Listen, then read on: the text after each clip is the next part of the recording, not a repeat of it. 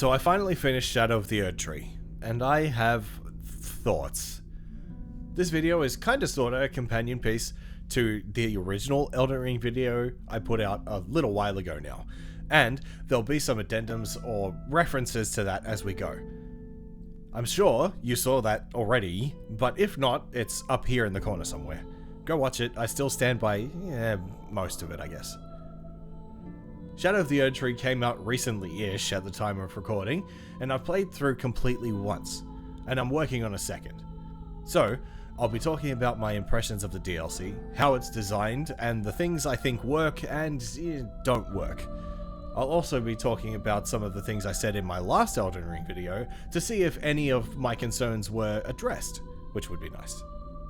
But let me get this out of the way, I really enjoyed Shadow of the Erdtree. Its utterly staggering scale and intricacy is so incredibly impressive.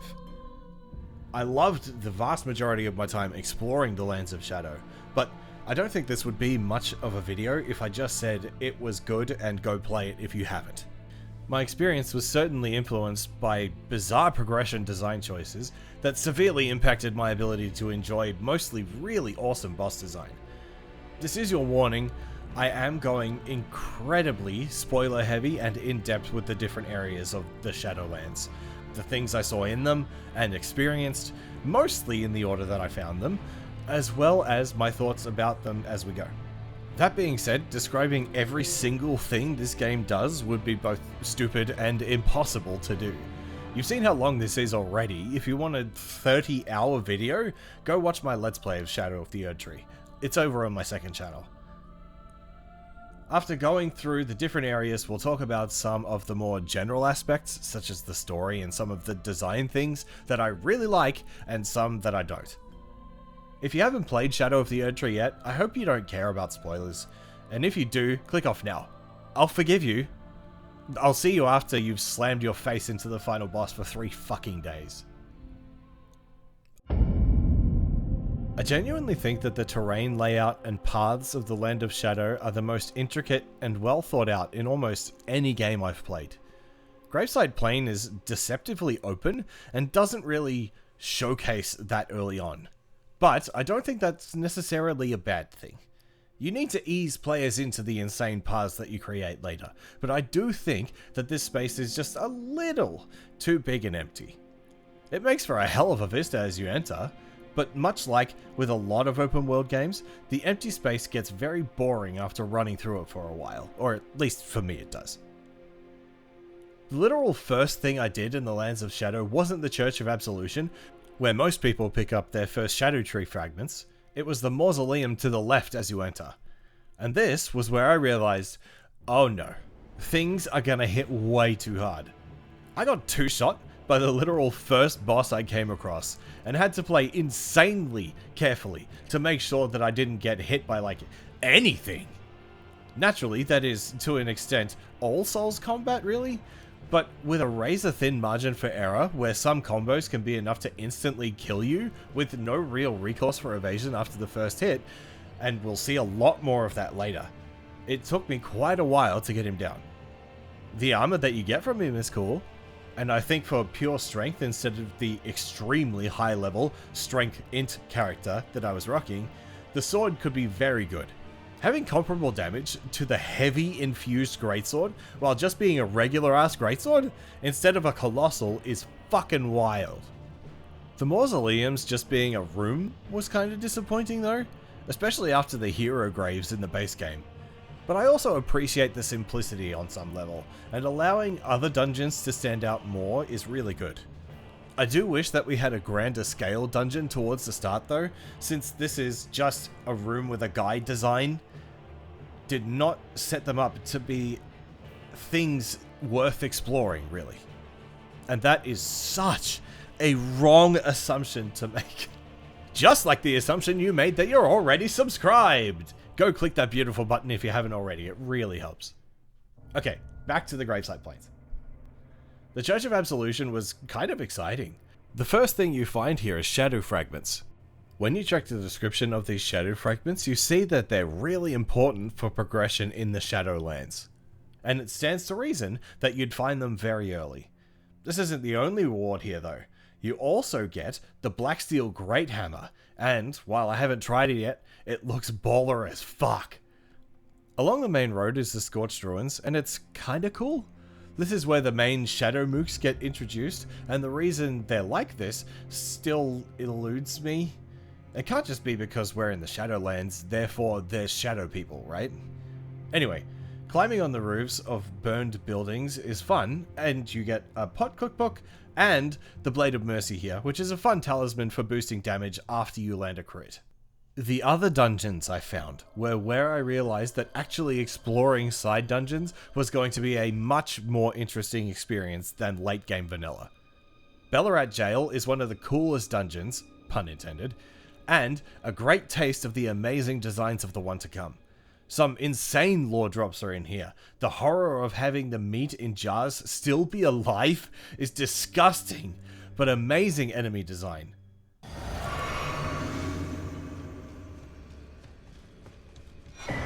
Ambush? Of a kind? Oh. Oh. That guy was alive? And the length of the dungeon isn't really felt that much because it's just so insanely interesting to go around and explore. It's a shame that the boss isn't more obviously related to the horrors going on in the rest of the dungeon. A prison warden would have been a way cooler idea, rather than a monkey who locked himself in for reasons. Right outside the entry to Belurat Jail is a ghost flame dragon, and I'm just gonna say it, there's too many fucking dragons. There's like 3 ghost flame dragons, and they play almost the exact same role as the dragons in the base game, while being insanely more tanky. Undead ass dragons that take forever to die and deal frostbite is fucking lovely. Next to the Elak Great Bridge is the Ailing Village, and while a great set piece, it's very small and open to just running in, grabbing the talisman in Revered Spirit Ash, and instantly dipping. I do like how fucked up it is here though. It reminds me a lot of the lower levels of Lane Dell, with all the dead bodies piled everywhere. The grabs the flies do are fucking annoying though. The other major dungeon that I found was the Ruined Forge lava intake, and it was fucking great. The forge golems are strangely designed in a way that's far too obvious what their weak point is, but I love the puzzle here. Climbing through the forge to drop down the pipe that you then run up over lava? It's awesome! I love it. Now unfortunately the other ruined forges are also like this, so there isn't much differentiation between them, except for the weapons that you find at the end of them. It made the first one really stand out, and I wish that there was more to do with the forge god mentioned here. It seems like a throwaway line, but these forges are so cool that I want to know more, you know? And this is the first time I've gotten to the end of a dungeon, not found a boss, and nothing felt like it was missing. The design was just that solid. The other major point of Gravesite Plain is the Furnace Golem, and it took me far too long to figure out how to fight them. And this might be a me thing, but I think these guys have way too much poise for the need to stagger them 3 goddamn times. I can be fighting this huge motherfucker for upwards of 5 minutes, having to stagger him 3 times, smack him in his stupid cup head, and then stagger him 3 more times to do it again and kill him. The issue is that it just isn't communicated in any way what you're supposed to even do. So until I just slammed my face into the one in front of Cerulean Coast, until it staggered 3 times and finally fucking fell over, I had no idea what was even happening. I also found that fighting them on horseback was much, much easier. And this is despite the fact that horse combat sucks ass. Don't even think to debate me on that, you know that I'm right. And, at least for the first couple of them, you don't even have access to furnace pots, and so you have to kill them like that. Also, why would you ever think to throw fire into the head of a furnace golem? The whole reason I figured this out was just a guess much later in the DLC, where you need to use a furnace pot to wake one up in the first place, which also doesn't make sense. For a very long time, I was convinced that smacking them was the only way to kill them. Down to the south of Ensis is the Suppressing Pillar, and this place is kinda disappointing. There's an ancient dragon smithing stone for basically free, so that's nice, but with the massive elevator column, I was really hoping that there was a hidden elevator down to the canyon from here. It's not a huge deal, just a missed opportunity, I think. Now that I think about it, there's a shocking lack of hidden elevators in the DLC, and that's a real shame, honestly. Gravesite Plains also has a lot of NPCs we meet for the first time, and unlike the majority of NPC quests in the main game, which are well designed to be mostly skippable and allow for you to pick them up later, I don't think I finished a single goddamn quest that I didn't look up how to do. Main game side quests are well communicated and situated on major roads, for the most part anyway, so they're hard to miss if you're exploring. The Hiatta quest notwithstanding. Shadow of the Erdtree deals with these quests in a very strange and not well communicated way, even by From standards. And since I was actively trying to play things blind, the only one I looked up was St. Trina. Now of course I'll actually do these quests on subsequent playthroughs, it's just frustrating that we're going back to the DS3-esque quests that are just not communicated at all, combined with DS2 style progression of them where you need to summon them into boss fights. I really don't like that, by the way. In base game you could summon NPCs you were progressing the quest of, but you weren't gated from their progress by not doing so. I just like solo fights more since it allows me to learn fights better, even though it's harder, and I do get that, but I also fucking hate waiting for NPC AI to actually kick into gear and fucking do something. So usually I just do everything solo, especially in my first run. In my next playthrough I'll do it though. Belurat was my next port of call, and the majority of it isn't so bad.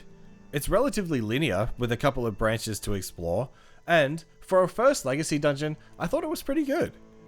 The shadow fragments in here are nice finds too. The scorpions in this big chamber here guarding the bone bow are scary, especially since one attacks you in the back while you're dealing with the one ahead of you. But it's not too bad with a greatsword since I have like 0 poise. There's a cute little shortcut next to them that opens a gate you see much earlier in the dungeon, which has a very satisfying feeling of circling back to something familiar. It's a great pit stop before this bit leading up to the last grace. It's kinda rough with the Horned Knight, then 2 Cleaver Shadows, then a Circle Blade guy, but the progress here is pretty straightforward and linear, so you can focus on the encounter, which is nice. But if you get here as early as I did, good fucking luck killing Dancing Lion. I got here at Shadow 3 and got fucking leveled. I came back at Shadow 13 and yeah, I still died a lot. But I had more time and opportunity to learn, and I very much appreciated that. Lion has 4 phases that cycle through as the fight progresses, and I can't really tell if it's on a timer or HP percent based yet. I haven't looked this up. Not that it really matters much in this case anyway, since the phases cycle. The first phase gives you the basic template that the other phases build on. The weird headbutt bite thing he does comes out far too quick, but a lot of his moves are well telegraphed. Each one of the phases builds on the first one, which is good for learning moves, but they do change things up in a way that makes them pretty frustrating at times. The lightning phase in particular is infuriating, because the lightning bolts coming down from the sky are so quick, and the phase transition is brutal because there are so many of them. This is combined with the fact that, especially in the frost and wind phases, the extra particles in the air make my game chug frames like crazy. I did find that he is insanely weak to pierce though, so I just poked him with strong and roll attacks with my Moonrathil Greatsword until he died. It was very close, but overall I don't think he's a badly designed boss in terms of moveset. There are some frustrating moves that are weirdly timed, especially that spinny breath attack that is far too long, and the breath hits after his head has already come around above you, so there's barely a visual indication of the breath attack coming at you. Fucking asshole. It took me a little while to realize how to get here, but Prospect Town is fascinating. Not so much in terms of its design, but since it's our first introduction to the Blood Fiends. We don't really learn too much about them, but they may be influenced by Mohg, since they also use blood flame attacks. I'm curious as to which way that influence goes, whether Mohg was influenced by them, or the other way around. Maybe since the entrance to the Shadowlands is in Mohg's palace, he had an influence on it? I don't know, it seems interesting to me at least. Not too much else to talk about, other than that you can pick up the Blood Fiend arm here, and that shit is balked. Now, I got to Jagged Peak before I even got to Ensis, and that was a mistake. The road to get there is pretty straightforward, just off a branch in the road from the Suppressing Pillar. There's a very deceptive invasion by the ancient dragon man here before the cave that is hilariously easy. And the dragon pit itself is kinda neat. There's a big influence from Azula here, which makes sense since they're all about dragon worship. And there's a magma worm in here, in an arena that is way too small. After getting through all that though, there's a dead end. Fresh out of options and seeing a couple of player messages telling me to jump, I did. And I lived! I can't even begin to tell you how much I hate this jump. The game has communicated in almost every other instance that, barring big mountains of ash on the ground, for you to land in, you fucking die if you jump from that high. And there's no visual cue that you can even do this. It's annoying dungeon design, to be honest. And this isn't even the only time that this happens in the DLC. But after that, we're done with the dragon pit, except for the boss who is the dragon man? After the invasion, I thought I was going to fucking stomp his ass. I did not, dear viewer, stomp his ass. I got him a couple of tries later, but the surprise of him not being the complete pushover he was in the valley before the pit itself was very funny. I then slammed my face into the Jagged Peak Drake for a long time, slapping him with what felt like a stick of melting butter until he died. He's not too dissimilar from other dragons like a Gil or Grail, but he's got ancient dragon lightning pillars, which is pretty interesting. To the south of that lake is the Great Dragon Communion Shrine, and the NPC here gives us a little more backstory on Bale. Apparently, he fought Placidusax for dominance of the ancient dragons, so I'm betting he's badass. And spoiler alert, yeah he is. South of here, by running over the giant dragon's wing, is Caro's hidden grave. And yep, this place sure is hidden. So hidden, I did it off camera by mistake, so here's my strength arc build doing it. Aesthetically, it's very pretty, with the red glowing flowers, but there isn't too much here. Just a tibia mariner who spawns, oh god, a fucking revenant! And a deathbird flanked by the most ridiculous amount of gravebirds I think I've ever seen. There are also 2 little hippos here that drop shadow fragments when killed, which is neat. Past the armored furnace golem that's also here, which is a ridiculous fight, so I didn't bother in this footage, there's a hidden jail down at the bottom of the river. On my original character, I just touched the grace and kept exploring, completely forgetting about it as the game progressed. Which was probably for the best, because Lamenter's Jail is maybe the weakest dungeon in the DLC. This is purely for the fact that its labyrinthine structure makes it very easy to get lost in, and the need to find keys to unlock the path to progress means that a lot of trawling around getting more frustrated about where to go happens. We do see a new kind of shaman amalgamation here that screams, which doesn't do insane damage at high shadow levels, but rips you apart at low levels. It's funny that the boss here is the most thematic and also most unique boss in the jails. The titular Lamenter plays a lot like Pinwheel in DS1, where he summons clones of himself to obscure which one is him. He's also just as easy. Getting shot at by so many different clones is just a nuisance at high shadow level, and he just gets fucking slapped. He seems to be a Hornset that did some pretty insane shit to get chucked down here, though it's not really clear what that was. I thought he was dabbling in Frenzy at first, but his fight doesn't incorporate any Frenzy stuff, so I'm not sure really. Back to the lake with the Jagged Peak Drake in it. I killed the first one, ran further up the mountain, and saw 2 more. Naturally, I immediately said, fuck that, ran past, and missed the most memed NPC quest with Egon. I wish this fight was more like a turf war from Monster Hunter World. Man, those turf wars are so awesome, and they're short and sweet. I mean, I could go to the bathroom, cook dinner, eat dinner, all before that fucking Drake fight finishes. But that's something I both love and hate about Jagged Peak. There's virtually no mobs at all, which puts a great emphasis on the dragons. It's most likely that they just killed anything else that was here, and that gives the mountain a really desolate and dangerous feeling, in addition to the weather making this place look borderline apocalyptic. Slightly unrelated, but this is why I love the design of Shadow of the Colossus. The lack of other enemies really puts that emphasis on the Colossi, and the same thing happens here in Jagged Peak with the dragons. But there are so many dragons with so much fucking health that it's just infuriating, especially since you can get here pretty fucking early and feel like I did with the first Drake and Cenisax. Massively underleveled and not equipped to deal with the huge power spike here. And Bale also two-shot me. I came back at Shadow 9? Nope, still too early. I came back at Shadow 15? Just enough levels to not be jabbing him lightly with a toothpick. I fucking love the Bale fight though. I mean, just look at him! Just as fucked up as Placidusax, missing a leg and most of his wings, it's awesome. Plus with his crazy horns, he almost looks like a demon dragon. Which is appropriate because you're about to go through hell fighting him. He's insanely cinematic and very, very hard.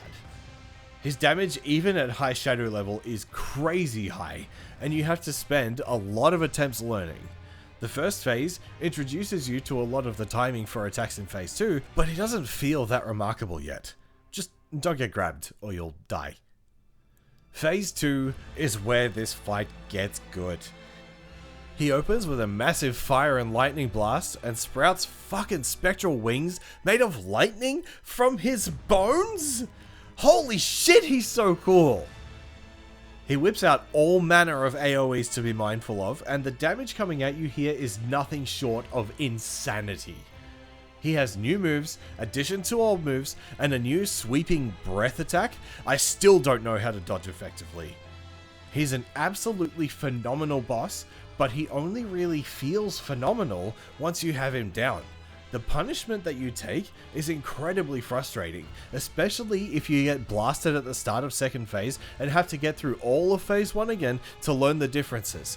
And both phases are fucking long due to his ridiculous health pool. Once you start learning, he feels a lot less bullshit, but that's only natural after throwing yourself at him for like 2 hours. It makes a lot of sense why they put an NPC here to help you fight him, and I imagine that he'd feel much less overwhelming, and maybe even more cinematic with help. But fuck that! I'm the true Drake warrior! Castle Ensis was next on my list of stops.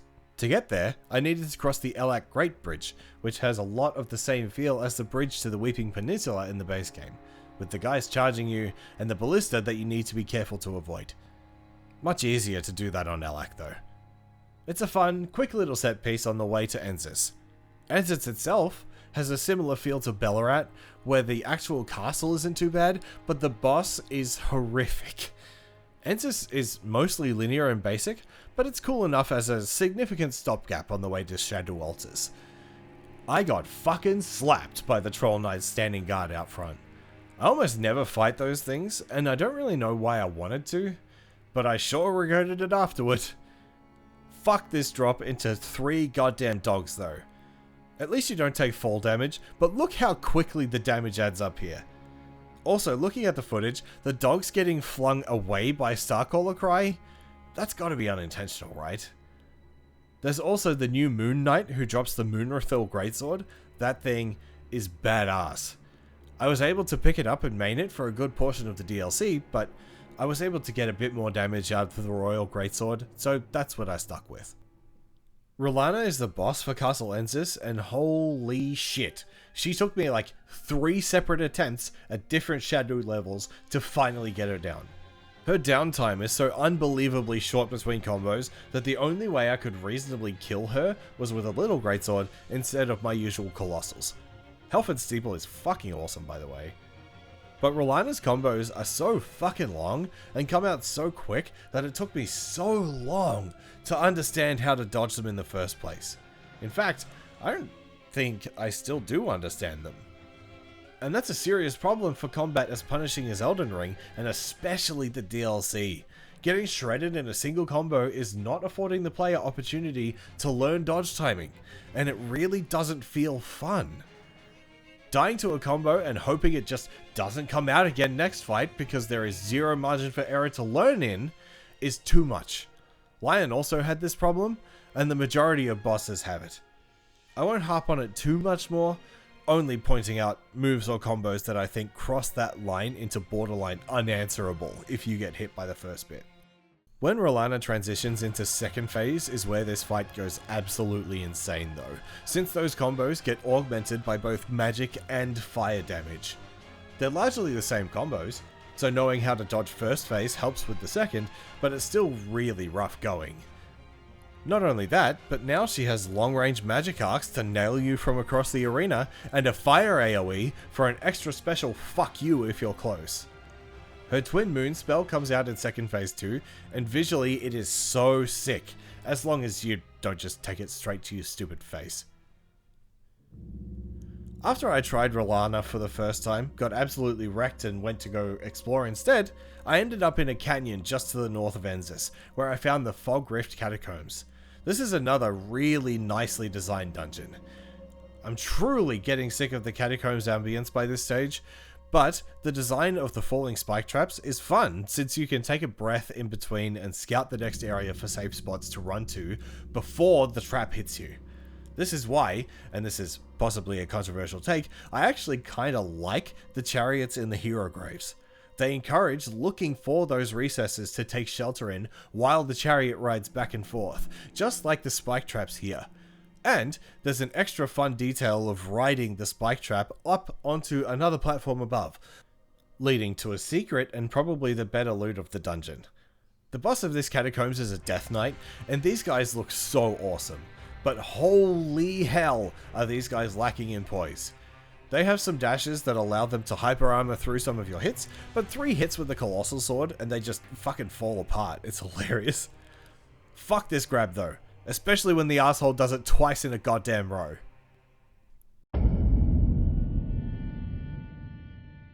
Down another fork to the south of Ensis is a fun little platforming run on the way to a shallow lake.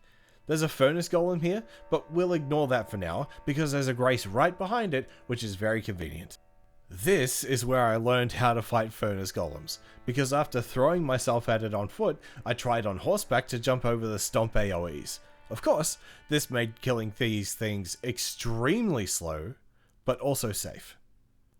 Back to the grace though, I love the Cerulean Coast aesthetically. This beautiful beach, full of glowing blue flowers, is my aesthetic to a goddamn T, and I love it. To the right first, there's a little bit to explore. First, fuck cemetery shades. I hate them. Fuck lightning balls. I hate them. In the water? Fuck you, oh my god, that is so rude. But after that, it's actually pretty neat down here.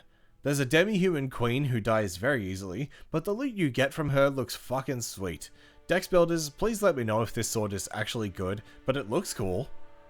Straight ahead from the first grace is the third Ghost Flame Dragon so far? Not even gonna bother, honestly. He can sort himself out. Holy fuck, there are too many goddamn dragons in this DLC.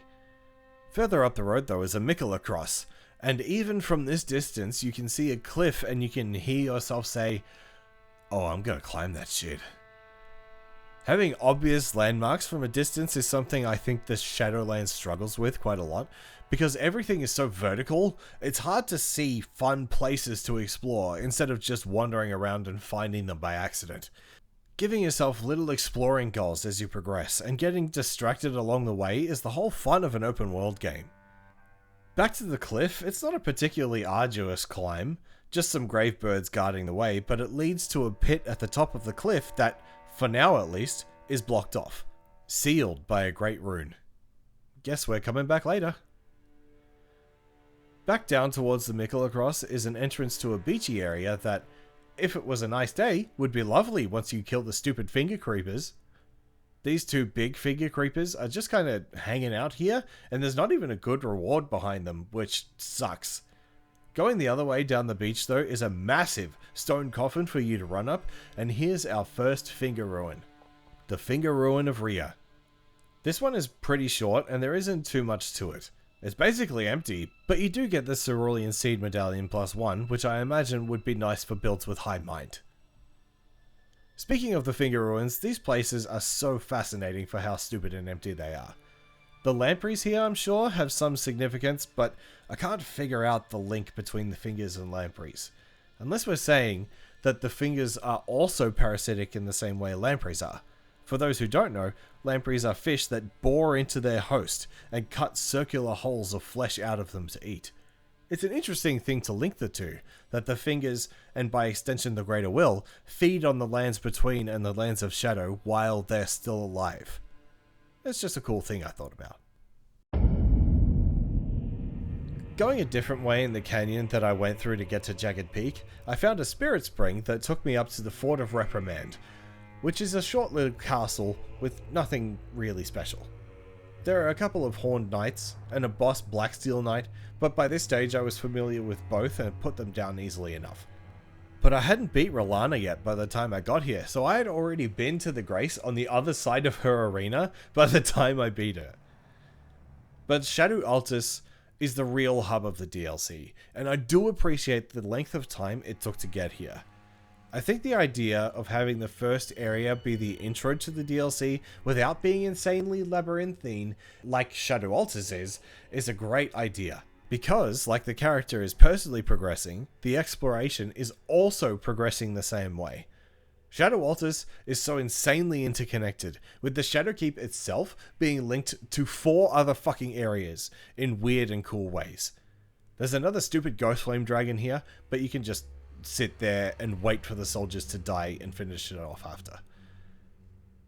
Just to the north of the dragon is Morth Ruins, and I really like this place. The visual design of Morth is so interesting, with the entire town sinking into the hole in the middle. There's a cute little ambush here with a pot shadow holding a shadow fragment, but a circle blade guy comes to kill you as you get close. Makes that shadow fragment actually feel earned, which is a strange rarity in the DLC. I also love that Morth Ruins is linked to the Bonnie Village through this massive fucking crater in the ground. What the hell happened?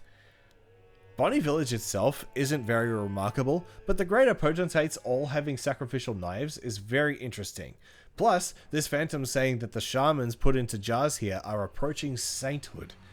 Since we've seen what happens to the shamans, this doesn't seem very holy to me. You also find the Oh Mother gesture here, which you need to access one of the more hidden areas of the DLC, which is cool. I wouldn't have found it if I wasn't editing the footage for the Let's Play though. This fucker is so out of the way. To the south of Bonnie Village is Bonnie Jail, and it's also pretty good. I'm really enjoying the more intricate dungeon design, and Bonnie Jail has so many cool little twists and turns that really make it fun to explore. The ambush grabs were cute the first time, but afterwards get pretty annoying. But I really just love the feeling of horror in the jails. They really feel like a hopeless place, freezing cold and desperately alone. The only shadows that you see in here are so hungry they try to take bites out of you as you walk past, or just kneel there crying.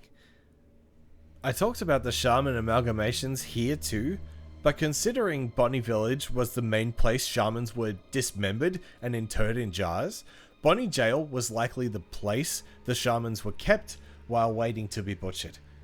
It's truly horrific, and brilliant storytelling. Shame the boss is just a circle blade guy, who I just now learned is called a labyrinth. I'm going to keep calling them circle blade guys though. North of the Bonnie Village is where something happens I'm not sure you can prevent. Crossing this bridge and heading up to the Cathedral of Manus Meta, gives you this prompt of a great rune being broken, and as we'll see later, that rune is Miquella's, and it's being held by the Shadow Tree avatar. It could be that if you approach the Shadow Keep from any direction it breaks, but it'd be kinda cool if there was some way to prevent it happening. Heading further north is the new type of furnace golem that has armored ankles. No more whacking the ankles until it falls over, you now run the fuck away. I figured out how to do this later, but you need furnace pots and to chuck them into the brazier on the top of its head. And I already talked about why that's fucking idiotic. The Church of Manus Mater doesn't have much for now. There's a strangely dressed guy called Ymir who's talking about the stars, so maybe he's related to Rauh Lucaria? There are mannequin soldiers outside, so that makes sense. He also has a companion in badass armor who doesn't want to talk. I guess we'll come back? The road ahead only leads in one direction, and we'll talk about the church district when we talk about Shadowkeep. Going back a bit, there's a ruined forge just to the north of Ensis called the Ruined Forge of Starfall Past, but disappointingly, there's nothing cosmic or magic related to the dungeon itself, except the weapon at the end. Since it doesn't have the lava or pipe to run up, that would make it stand out as different, thematically speaking. The design itself isn't bad though. It's fun to explore the different hallways and paths. I just wish there was more to it in terms of enemy variety, you know? Even just a palette swap of the golems and slimes to make them blue and magic-y. You do get the ancient meteoric or greatsword here, which my strength arc build will love. Heading to the west from Morth leads to another church where you're promptly invaded by Messmer's overeager follower who very easily gets smacked down. You do get some shadow fragments for your trouble, so it's not a waste of time at all. Following the cliff to the south is the drop to Fog Fort, and this place is both great for how short it is, but also hilarious. Look at this Blacksteel Knight's attack. We've got a licky tongue in Elden Ring? I think what makes it even better is the massive spectral kissy lips. Please, Mr. Blacksteel Knight, we're not quite at second base yet. Down the road from Morth is a military camp that promptly gets fucking flattened by a furnace golem. It's actually hilarious just how decimated this camp gets. Not worth fighting any of the Blacksteel Knights here, let Big Boy take care of them. Once I was done with the golem, I found a shadow fragment in the rubble, which was pretty funny. Just one thing left, and that's the big gate in front of us. Let's go. Here we are in Shadowkeep at long last, and we're greeted by a big boy. Golden Hippo is kinda tough, honestly. His giant fucking dome means his swings can take up your entire camera, and his grab has a fucking enormous hitbox that I always feel like I roll through, but get God anyway. When he transitions to second phase, he grows Crucible Thorns, which make him look really lame, to be honest. He looks so dumb. Second phase just adds some projectiles to some of his attacks, but he's still manageable. And we get 2 shadow fragments and the Thorns incantation for our trouble. Pretty good. It becomes incredibly obvious as you explore that Shadowkeep is the Leyndell of the DLC, and it is staggering how well this place is designed. I spent a pretty good chunk of the last Elden Ring video gushing about how much I love Leyndell's design, so strap in. Shadowkeep is absolutely incredible dungeon design, and it's going to take me a while to talk about. It leads to so many different places, all interesting and fun to explore in their own right, but not only that, there are several other entrances and exits, not just the big one at the front. We'll talk more about those ones later, but let's keep going after the Golden Hippo for now. I like this stairway up the outside of the castle leading to 2 Blacksteel Knights. It's a fun bit of strategy to pull the one in the doorway out and kill him outside, away from the archer in the room, but also having to be mindful of fighting on this very narrow staircase. Just outside this banquet hall looking place is a whole bunch of burning boats, and I thought for quite a while there'd be more to them than just being set dressing. They look so glowy and important, and in a way they are, because they allow vulgar militiamen to hide behind them. Some cheeky little ambushes, but the one thing I'm not crazy about the militiamen is that they get fucking catapulted across the floor whenever I hit one. I eventually learned to free aim downwards so that I could hit them when they were on the ground still, but it's still annoying. Moving past the main bridge for a sec, there's another side to this walkway, and there's a ladder here that will go down later. There's also a ramp downwards that gives you a nice little shortcut, because up the main path is your probable first encounter with a Fire Knight. This one is just a basic version of a Fire Knight, so I didn't have too much trouble. The basic versions of them aren't too bad, but there are a couple of special ones we'll see later who are much scarier. Heading up the elevator behind the Fire Knight is probably my second favorite area in the DLC, the Specimen Storehouse. I am a massive nature and museum nerd, so seeing this storehouse stacked to the gills with interesting animals and artifacts is so interesting to me. There's so many things to look at and wonder about, including infinite falling. Uh-oh. Uh-oh. Uh-oh. I'm gonna die.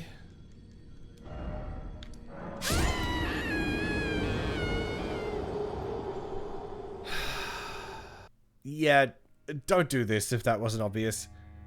Before we get into the storehouse proper, we have an elevator right behind us. This elevator leads to a pretty horrific area where once again we see our old friends the jar amalgamations. Clearly we see some experiments happening on them and what looks like a reception hall right next to a giant gate.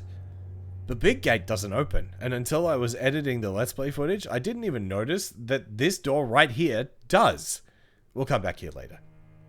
Back to the start of the specimen storeroom, I love how claustrophobic it is, especially down the bottom.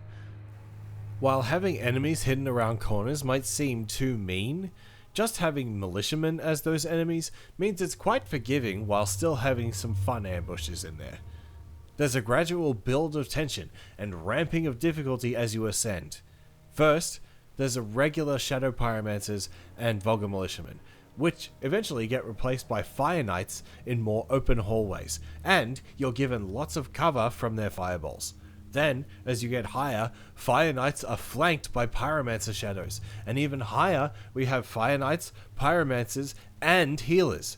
The latter of which is virtually never an issue, because their heals come out so slowly, there's basically no threat of them healing the Fire Knight. So we have this really nice progression of difficulty as you progress through the storehouse, and it really builds this feeling of anticipation as you get to the top.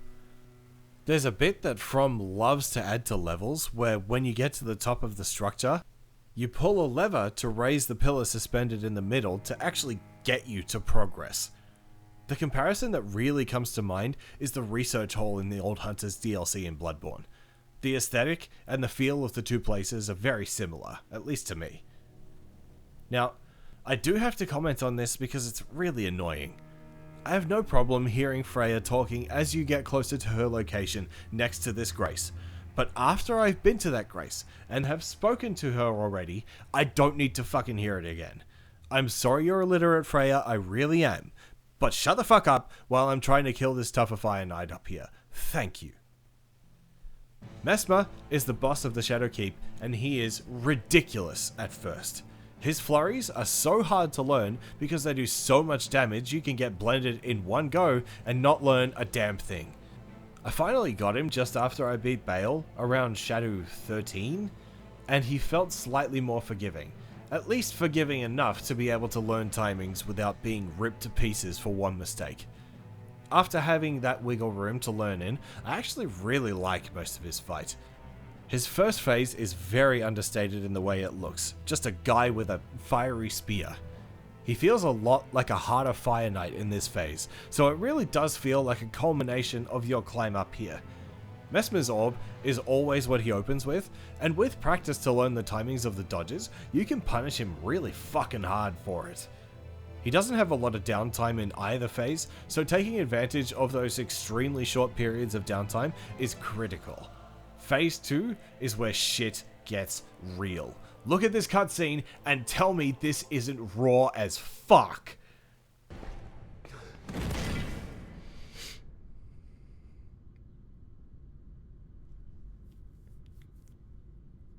I will not suffer.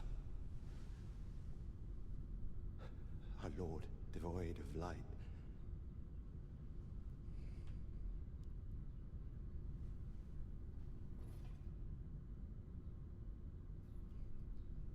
No, Is that a statue mother, of... forgive me. Must be Marika.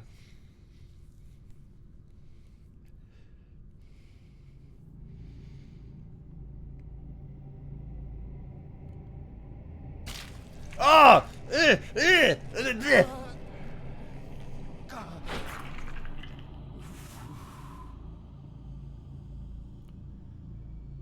Gross.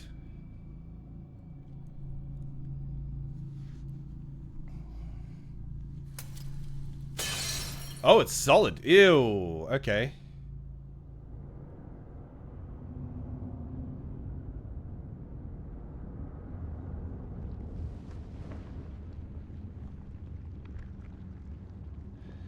I just noticed he's got like the red hair.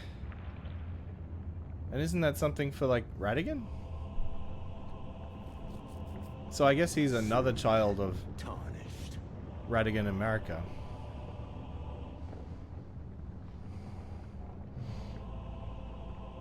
Wilt thou be taken in the jaws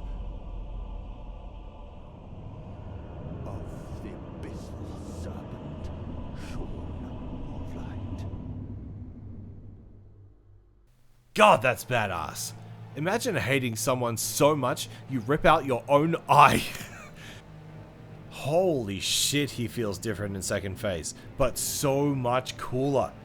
Transforming into snakes for big closing attacks is an awesome spectacle to see, but for the majority of it he follows the same rules as first phase. The high plunge of the opener has the same timing as the opener of first phase. A lot of his closes have the same timings, and as the snake fades away, you can guarantee some free hits while he winds up combos. I really love the feel of phase 2. It feels so epic and contrasts amazingly with the very dour first phase. The one attack I don't like in phase 2 is this one. This ridiculous snake flurry where he floats in the air and casts snakes at you is outrageously powerful and seemingly has no real answer to it. In most of his combos, dodging was also a way to position into a spot where you could better take advantage of his downtime. In this flurry, it's impossible to answer in any real way, since the area underneath him deals insane tick damage and the snakes help keep him far away from you. You don't get that sense of repositioning just to stay engaged, now you wait for him to be done if you don't just die.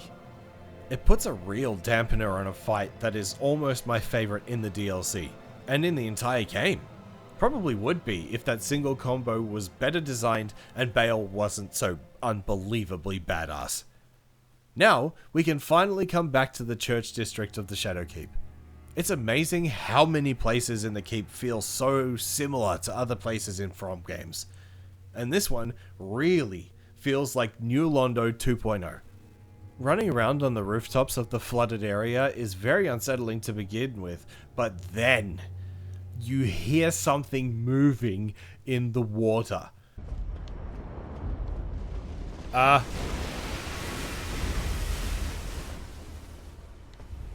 What?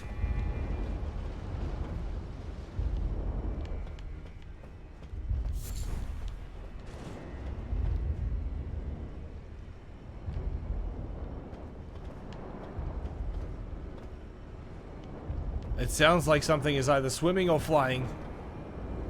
Swimming. It's a hippo. It's not a hippo, it's... Oh, it is a hippo.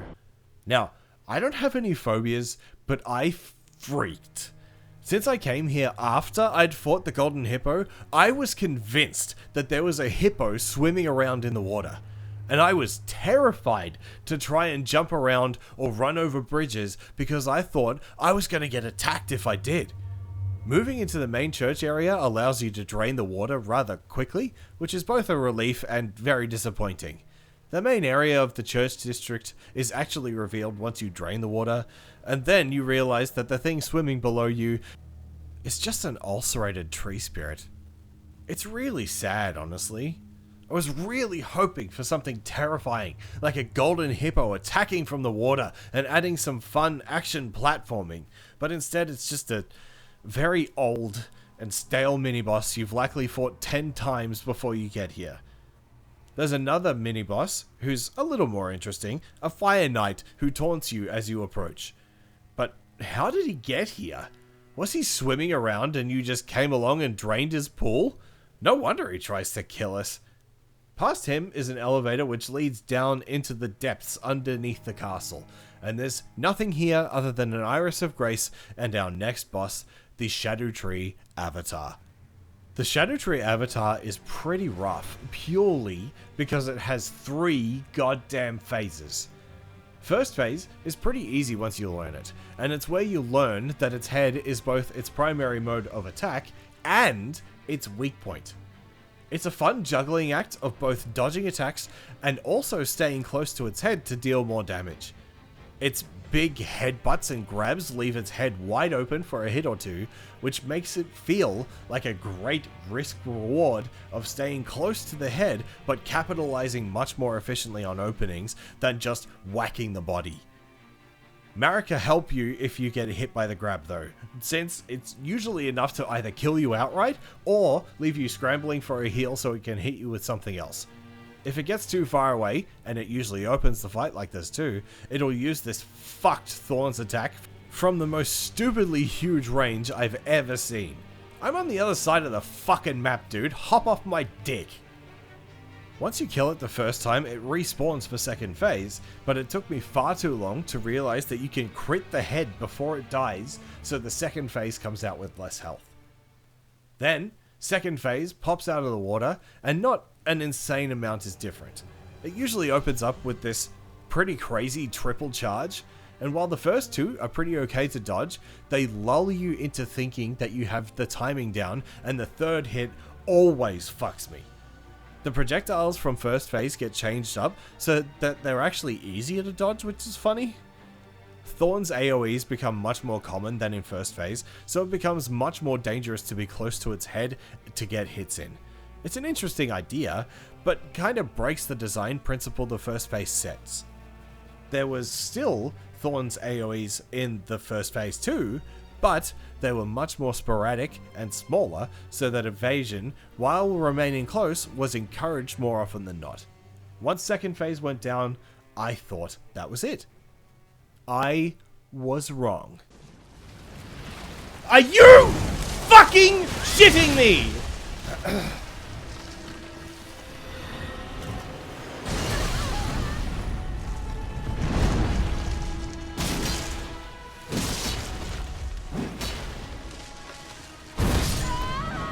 Are you fucking shitting me? 3 phases!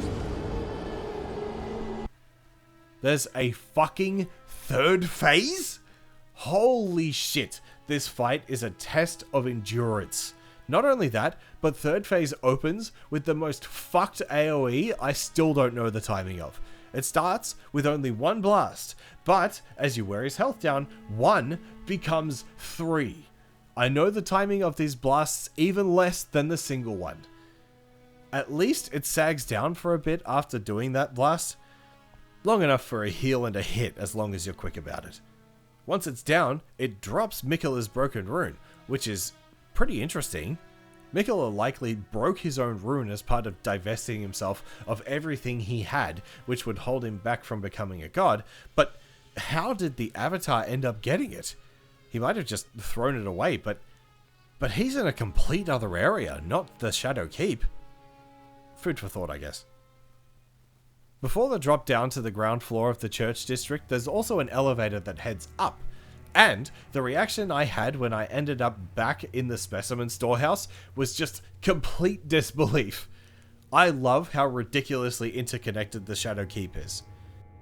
There's probably the longest ladder in the whole game here that takes you to the rafters of the storehouse, because of course, we need to walk on the rafters and have dangerous things attack us here. This time, we don't have the painting guardians or big knights, but bats that can fly. So the gravity that is a constant threat to you isn't an issue to them. Unless...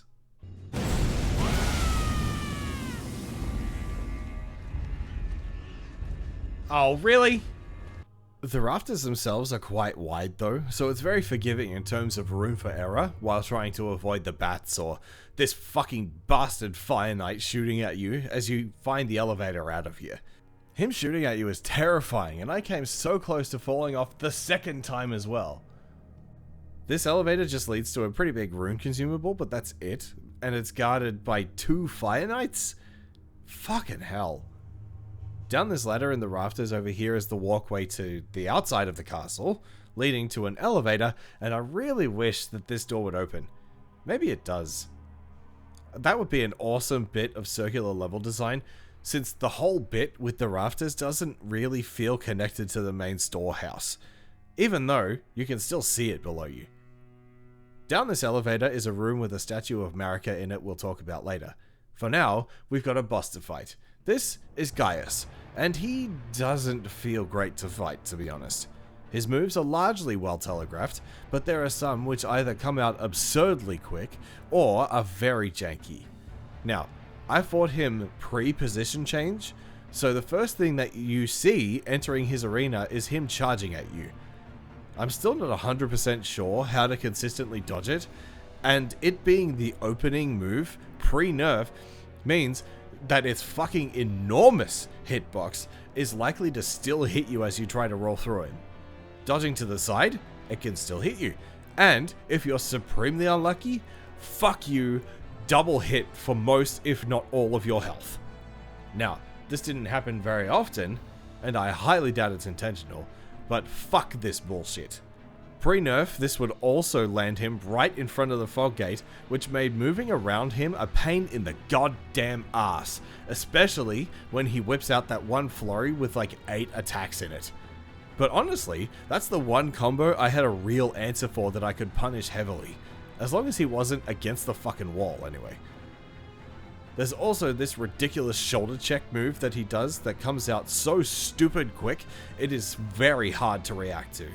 And he can mix up the timing it comes out at when he runs away to do it, so relying on timing is also punished. And then in second phase, it gets even worse. Second phase opens up with a dive bomb into a gravity AoE that looks badass, and once you get the timing down is also great to punish because in the obscured vision, he just sits there. His moveset doesn't change a huge amount, just a new charge that hurls him through the air, which is pretty easy to get around, and the pig deals even more damage if it hits you. The worst attack second phase has is the gravity well though.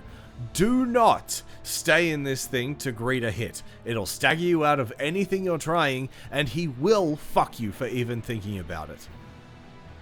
Once Gaius goes down, you are rewarded fucking handsomely though. There's a shack guarded by an Albinauric who has his pants for some weird reason. Gaius is an Albinauric, but his legs are guarded by the boar's armor. Could be that Gaius gave her his armor to try and protect her legs, since if Albinaurics lose their legs they die. Or it could be a symbolic thing, like a declaration of love. Nah, it's because they banged and he forgot them at her house. That's definitely it. But that's not the main reward here, oh no. There are 5 shadow fragments at the Erdtree chalice he's guarding, which was enough for 2 levels with the 1 extra I had. Man, that was a good reward. And the weapon that you get from his remembrance is so insanely awesome.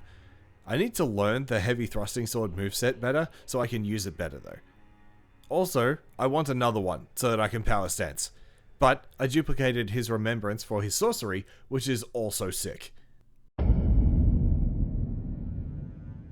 Now that we've got Miquella's Great Room from the Erdtree avatar, let's go check that seal that we saw earlier in the Cerulean Coast. Sure enough, it's gone. I'm not sure that it goes away now though. It probably goes away when you approach Shadow Keep and the rune gets broken. The text does say a powerful seal gets broken, and it's probably this one. But we're here now, so let's explore. This is the stone coffin fissure. And I had no idea these were coffins. I thought they were boats. The people in them must be pretty huge then. Stone Coffin Fissure is a pretty cool area aesthetically, but it's basically a straight line. Since progress requires jumps with no return, I was very careful to explore this area with the blood fiends in it. As we'll see, this is an odd place for them to be, since the thematic status choice for this area should be sleep. But they aren't very far down in the fissure, so maybe when I broke the seal, they wandered in? Jumping down the coffins while avoiding the ruin snakes shooting fuck-off lasers at you is pretty fun. It's not very forgiving, and holy shit, the tracking on the lasers is rough. But I appreciate just having a straightforward path after the really obscure way to get here. After the coffin run, things branch out slightly before reconverging back to one path. There's a leonine misbegotten phantom that just attacks you here, which is interesting. Not in terms of enemy placement, as I've seen more leonine misbegotten in this game than times you've called your mother this year, but the lore implication is interesting. The Miquella's cross here states, "Here I abandon my love," and that does not bode good things for the Shadowlands. It's likely that there are some creatures here that abandoned Miquella and stayed close to where his love was left behind, because they felt, well, more loved there instead of with him. Which is really sad. Imagine your whole motivation for becoming a god being creating a kinder era, and then abandoning the one thing your followers looked up to you for. Very much godly behavior in Elden Ring, but not good behavior in terms of a character. I think it makes not only Miquella more compelling as a flawed character, but also gives a lot of characterization to his followers.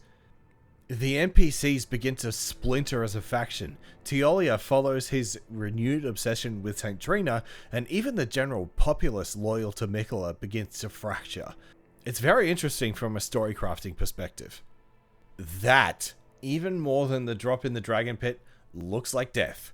It's communicated obviously enough as the only way to go, and I didn't see any bloodstains on the edge, so I knew I could make this jump, but it's still a bit obtuse in terms of communication. Dropping down, we land in the arena of the Putrescent Knight, who rides out on a skeletal horse to meet us. Putrescent Knight is very strangely designed for a number of reasons that make it not so fun to fight. The biggest and most omnipresent issue with this skelly guy is that it just holds its fucking cleaver above its head all the time.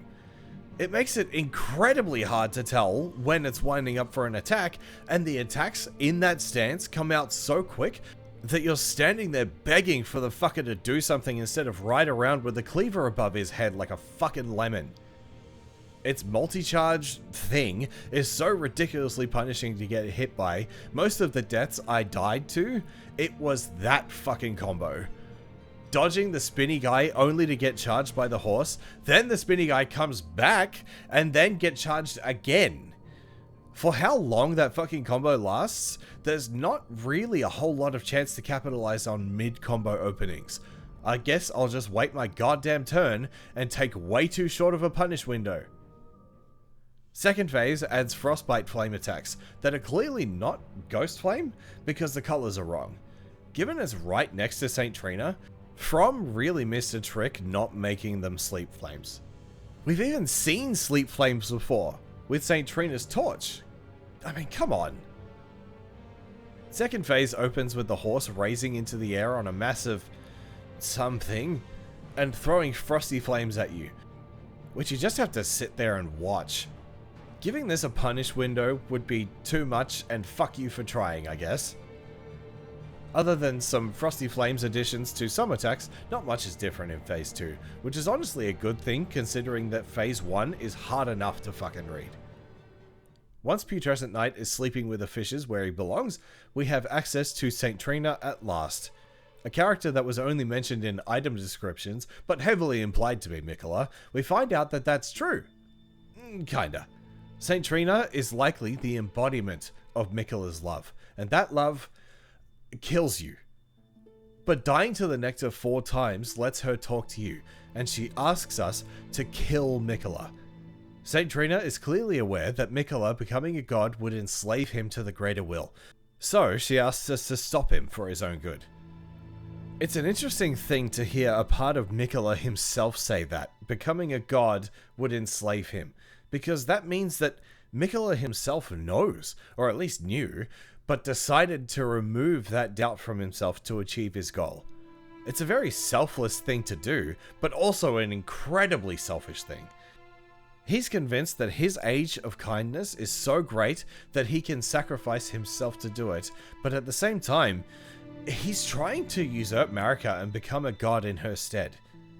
This dialogue is also part of Tiolia's quest, and he gets so pissed that you can hear St. Trina's voice that he fucking invades you for it. Get stomped, dude. He drops a neat talisman though, because in combination with Loveling Branches, St. Trina's smile is fucking stupid. It took me a while to go this way, but the north of Morth leads up to the Rauh Basin, which is cool. The run here has guardian golems patrolling the river, which is a nice palate cleanser for some big enemies that don't take 6 fucking years to fight. Further down are the Templetown ruins, and they have some cool gear, but more importantly, you can see enemies in the river below Elak Great Bridge, and this way takes you down there. This is one of the spots that really made me go, oh shit, I'm here? It's a brilliant place to go. Unfortunately, there isn't much down there, just some mini dungeons that aren't particularly thrilling, so I'm gonna skip them. To the north, the Scorpion River Catacombs was something I actually forgot to go through. I just touched the grace and kept exploring. So coming back to it, it's not too bad. The gimmick here is that there are basilisk statues that throw floating death eyes around the dungeon, so you have to get into cover to keep yourself from dying. I wasn't sure how to approach this place at first, but it's very clearly stated that these statues are what's causing the death blight. Nice and early, so you have the chance to run across this bridge, see the giant glowing eyes, and now you know how the gimmick works, and they can use those eyes in new and fun ways. There are some cannon imps here, keeping you honest, and further along, there's a new type of spellcaster imp that casts this cool magic missile from the floor. Man, I want that spell. Speaking of spells, you get Knight Lightning Spear here, and apparently that shit is busted. The boss is a Death Knight with a halberd who's pretty fucking rude. Healing so much of these insane grabs is infuriating to deal with, especially when they come out twice in a fucking row. I feel like I've said that before. Going the other way from Templetown Ruins, there's a big bear boss, Rugalea. There's not much to her, she really feels like just a big rune bear with one extra attack. She does drop the Rauh of Rugalea incantation, which I haven't used yet, but sources say it's pretty bad. The other dungeon down here is Talu's Ruin Forge, and after the last two, there should be nothing here that shocks you. The pipe to drop down is back, and that's always fun. It's just so cool to run up, I can't explain it. This room right at the end is absolutely brutal though. There are 3 forge golems as well as the fire slimes, making this fight the most ridiculous gank in the entire DLC. The room is tiny, having to position and get hits on the backs of 3 golems is insanely difficult, and the Spirit Ash might be worth it? But I honestly don't know because I don't use spirits. But there's something here I need to talk about. We find the Smith's Script Hammer here, and this is just Mjolnir. Look at this thing, and now look at this classic image of Mjolnir. It even has the ability to be thrown and returned to your hand. It's just so awesome. Remember the big door we found below the specimen storehouse? This leads to a massive bridge that seems rather innocuous when you first start walking.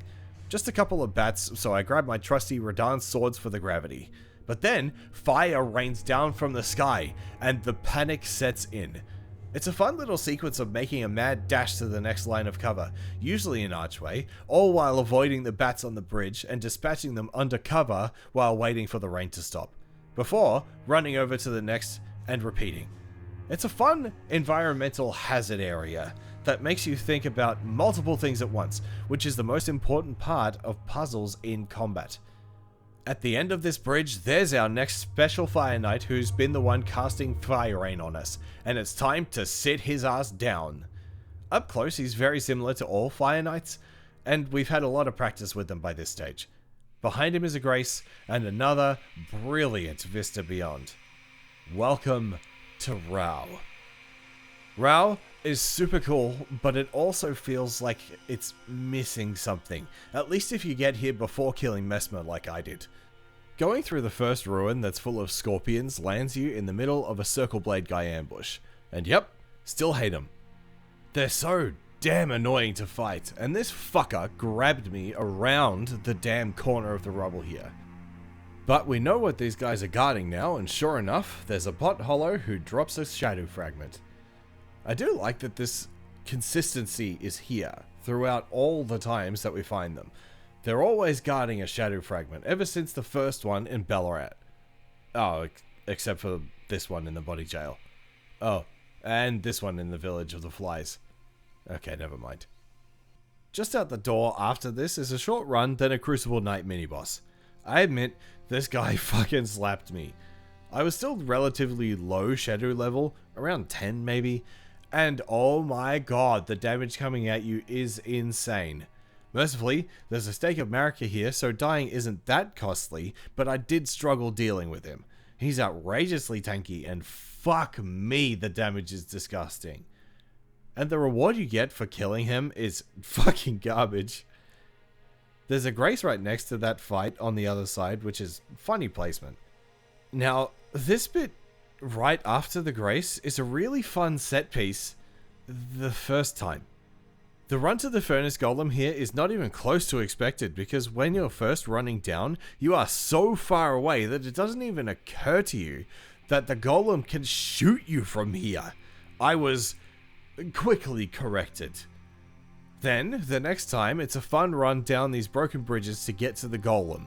But since it's so close to the edge of the cliff, it's a pain in the ass to actually try and fight it, in addition to the possibility of its head not being possible to reach if it falls awkwardly here.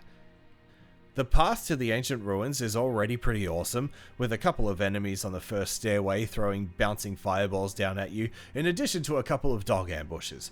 Just past that is a big open chamber, with the pot shadow again being flanked by a Circle Blade guy, and holy shit, I know I say this every time, but oh my god, these guys are hard to kill. The pot hollow only drops horn tenders though, so it's a neat little subversion after the ambush in Morth. It's not insulting though, considering that there is in fact a shadow fragment here just to pick up. So theoretically, you can just run through and grab it, not even having to deal with Circle Blade guy. Kinda dampens that encounter. I wish the pot hollow had the fragment, so you actually had to engage with the encounter instead. Going backwards from the grace before this area has a very hidden path on these ruined walkways, which leads to the single most infuriating thing in this DLC. Why is there another fucking dancing lion here? Reuse of remembrance bosses pisses me off, which, if you watched the last video, you'd already know. The grandeur of the first dancing lion fight is off the fucking charts. Listen to the music.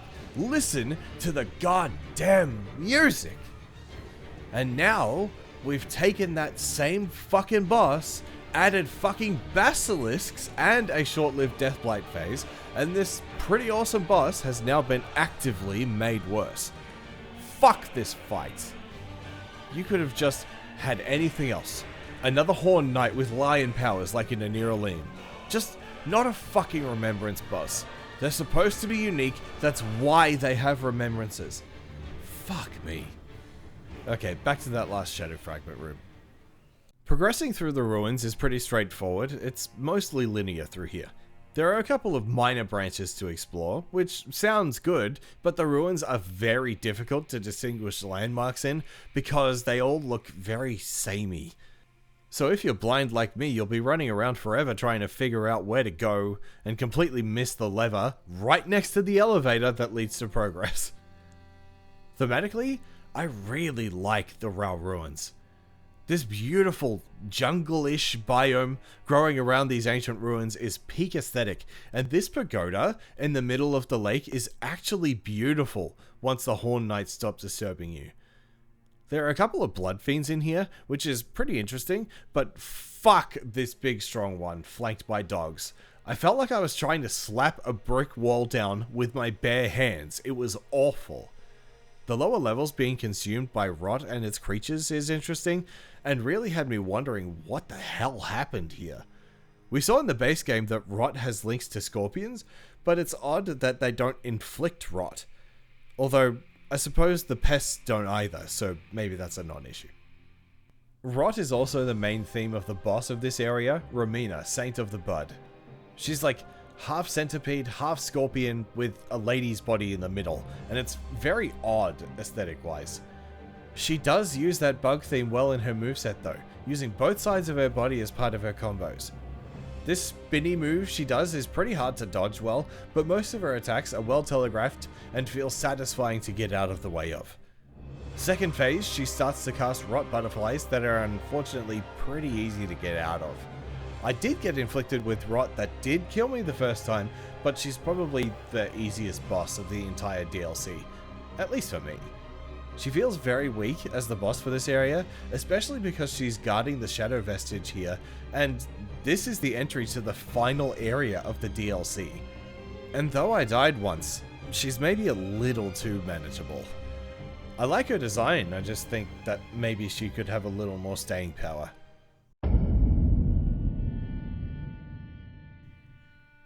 Remember the Oh Mother gesture I mentioned before? In the chapel before Gaius, if you use it there, this statue moves away. And this is where I found the entrance to the Hinterlands, and this place is both cool and very disappointing. The tree sentinels here are a strange choice, but when you see where they came from, it makes total sense. This is the Shaman Village, a completely empty area, save for a terrible incantation and solemn music. That music, of course, being the Elden Beast theme. On paper, I should hate this area. There's nothing here, it's boring. But I really don't. The environmental storytelling here is quite possibly the strongest it's ever been. The atmosphere conveyed by complete stillness. There are no fights in the village, no one to talk to, no other loot, and that makes this place truly feel like something devastating happened here. All the clues we get here are just the minor Erdtree in its description. This tells us all we need to know about what happened, along with the Bonnie village and the Belurat jail. Marika was a shaman who lived here. Likely the last living shaman for a race who were taken, flayed and dismembered while still alive to be put in jars, likely by the Horn Scent. This was the place of a genocide, where the last of her kind came to plant a minor Erdtree to heal her people, who were no longer there to be healed. The music here also suggests that this may be the place where Marika ascended to godhood. The description of the minor Erdtree specifically says it's the kindness of gold without order. It's likely that planting this minor Erdtree is the last act Marika did as a mortal, which makes it even sadder. Not only did she lose her entire village and her people, but at this low point she surrenders a lot of her free will to the greater will to become a god. I'm going to talk a lot more about my own understanding of the story later. For now, let's keep exploring the Hinterlands. There's a falling star beast just off the road, which is interesting. I thought the Land of Shadow was separate from the Lands Between, but apparently falling star beasts can land here too. The fight is the same as the regular ones, so I'm not going to bother talking about it. Just something interesting. The spell you get is cool too.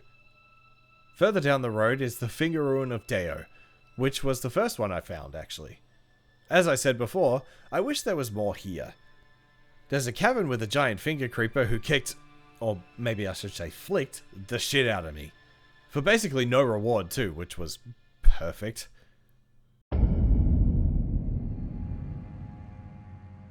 Now that we've been to the two overworld finger ruins, we can go chat with Ymir. Now, I did this by complete accident, because I had no idea what his deal was.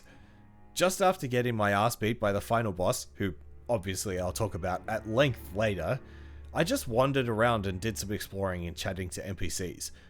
I knew that there was probably more to Ymir, and I was correct. I'd been to the finger ruins and picked up the medallions, so I got all the rewards and progressed to the end of his quest all at once. Once you've been to both, Ymir leaves and you can interact with his chair to access a ladder down to the final finger ruin. Slap this invader easily and get to the fight with Meta. Holy shit, Meta is annoying. First, she's fucking gross. Why does she have this gross finger vagina? She even burns new finger creepers during the fight. This is the one time that I really don't mind the adds to the fight though, because most of your time is spent in front of her, so the finger creepers will probably just get killed in the crossfire, probably before they even hit the ground. Meta's moveset having some of the moves of the giant finger creepers is awful, because holy shit she hurts. This creepy crawly finger attack hits ridiculously hard for no goddamn reason.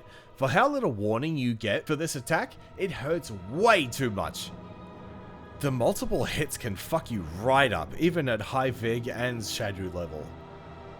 Her transition to second phase isn't too bad, but this ridiculous attack that lasts for so long, where she just floats in the air, and you really just have to wait for her to drop back down to hit her again. I'm sure I could have shot her, but honestly I'm not used to magic and range stuff, so I just forgot. Her multi-laser shots in second phase are also very annoying to try and dodge, since they're so close together that one of the shots is bound to roll catch you. I got her down within a few attempts, but she's honestly one of the more lackluster and frustrating bosses for sure. Once you're done, Ymir's sidekick Yolan invades you, and Ymir fights you right after. Neither are very difficult, although Ymir now has the ability to birth finger creepers, which is gross. I just bullied him in a corner until he died though. The side quest with Ymir was pretty cool regardless, and the Cherishing Finger sorcery sounds really awesome, but I haven't tried it yet.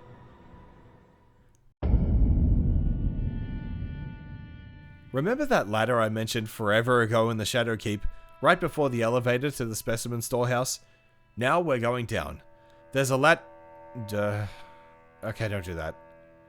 There's a ladder here that leads to a coffin that goes right over a cliff and ships us off to the ruins of Unt, in a basin at the foot of the Shadow Keep. The ruins of Unt are pretty cool, since there's a neat little puzzle to wake up a furnace golem here. You need to throw a furnace pot into its head, and then it wakes up. You fight it as normal here, but this is where it clicked that furnace pots can actually hurt them. It still makes no sense why they do, but they do. The ruins get mostly cleared out by the massive AoEs from the furnace golem, but there's not too much here. Outside, there's another 2 furnace golems, but mercifully, they wake up one at a time. But, since furnace golems take so long to kill, this area becomes incredibly boring. There's some good loot here, but once you get past is where things get a little more interesting. There's a short run downriver to a ravine that has some fun navigation tricks, especially on Torrent. Eventually we run into a Grace, and down here is by far the worst Circle Blade guy. The space to fight him isn't empty, and there are flies trying to spit on you or grab you while you try and fight Circle Blade guy. There isn't too much left after this, just a very small village of flies, which just has a revered Spirit Ash. I wish that there was more to the village, honestly. I want to know more about the flies, because clearly they used to be human but aren't anymore. I was hoping that in a place called the Village of the Flies, we'd have a chance to learn more, but I guess not. Not a big deal, just a shame. Further down the path in the ravine, we come to the Darklight Catacombs, which is probably the longest dungeon in the DLC. This dungeon is incredibly long, but it really makes you feel like you're going somewhere treacherous. There are 4 long elevators here, with traps, cannon imps, and giant cannon imps. The sense of anticipation here as you progress further and further down is extremely palpable, and is even enhanced further by progressing in the pitch black, lit only by your lantern or torch, until you turn the lights on after making it through most of the floor. It really reminds me of Tomb of the Giants in DS1, it's that dark, even with the lantern on. It's fucking brilliant design that is terrifying to navigate. I almost wish that this was the one catacomb that didn't have any music, at least until you turn the lights on. With sight severely hampered, allowing the player to rely more on hearing would both help the player prepare for encounters while also enhancing that fear in the dark. When I talk about Bioshock, I'll be talking about this a lot. But where the hell are we going? Is this going to be a dead end? Well, these catacombs are also the route to my favorite area in the entire DLC, guarded by a stupid, annoying boss. Jory can fuck himself, dude. With how weird poise is in Elden Ring, mob boss fights like this just aren't fun. This fight feels like Commander O'Neill in Caelid, but you can't just cheese by luring him outside the arena where his spirits can't follow you. Jory himself would be a pushover, so they added a bunch of spirit summons which just add extra evasion time to the fight. The big fat horn scent is the worst part since he does a fair bit of damage, but worse, the hit stun is enough to take multiple other spells to the face. But here we are in my favorite area of the game, the Abyssal Woods. This area is absolutely terrifying. Not because this area has a lot going on, but the exact opposite. Basically, the entire area is empty, except for pockets of rats and horn scent. For the most part, you're alone in an empty forest. And I don't like talking about the music for Elden Ring much, because outside of some boss tracks that are awesome, most really don't stand out much. Abyssal Woods is the exception. The ambience here really heightens the building terror and lets the squeaks of rats and the rasps of the new Flame of Frenzy winter lantern things here echo in the near silence. This music is freaky. And like, it's kind of unnerving that there's like no one here. There's sheep here.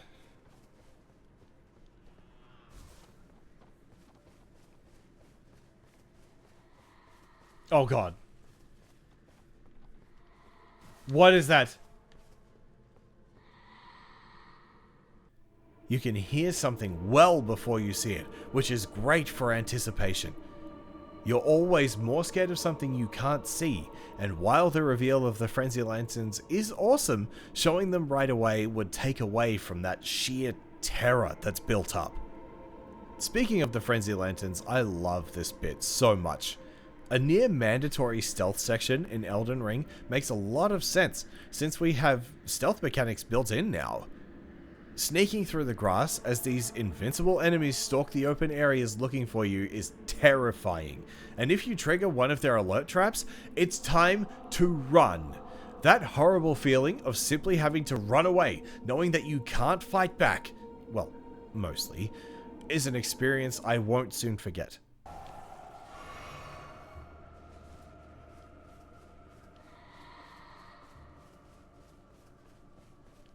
Oh my god, did I get out? I got out. Oh, thank god. You actually can parry the Frenzy Lanterns, a lot like the Winter Lanterns in Bloodborne, but unlike Bloodborne, this is the only time they're vulnerable. And it's not obvious that you can even do that. I thought they were just invincible the first time I fought one. And then I tried to shoot one from range thinking that it was only invincible if it knew where I was. I was wrong. Okay, that did nothing.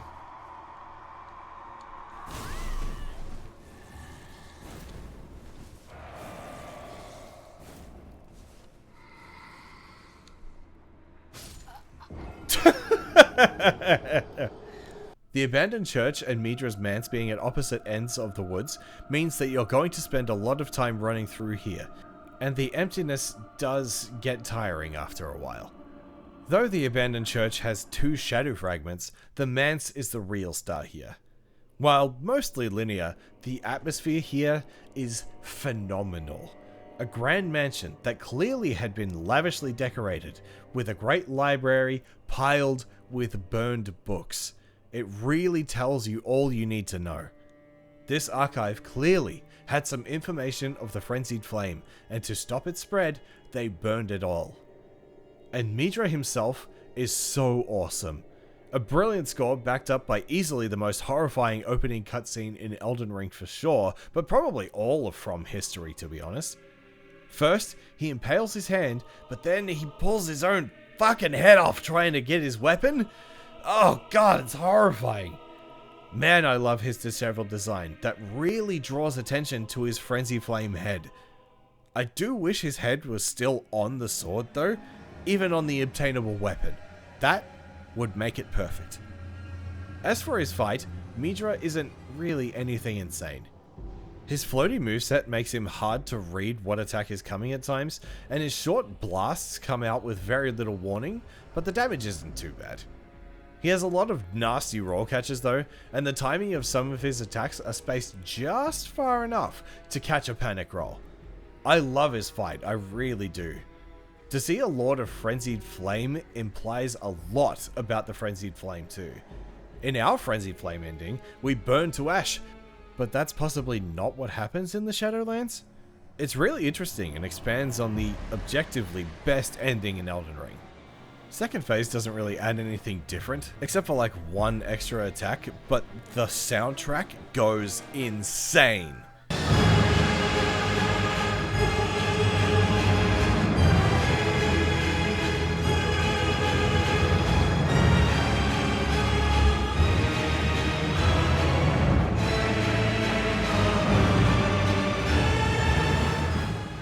So even though the fight isn't that special in terms of moveset, just for the atmosphere alone, it is easily one of my favorites in the game.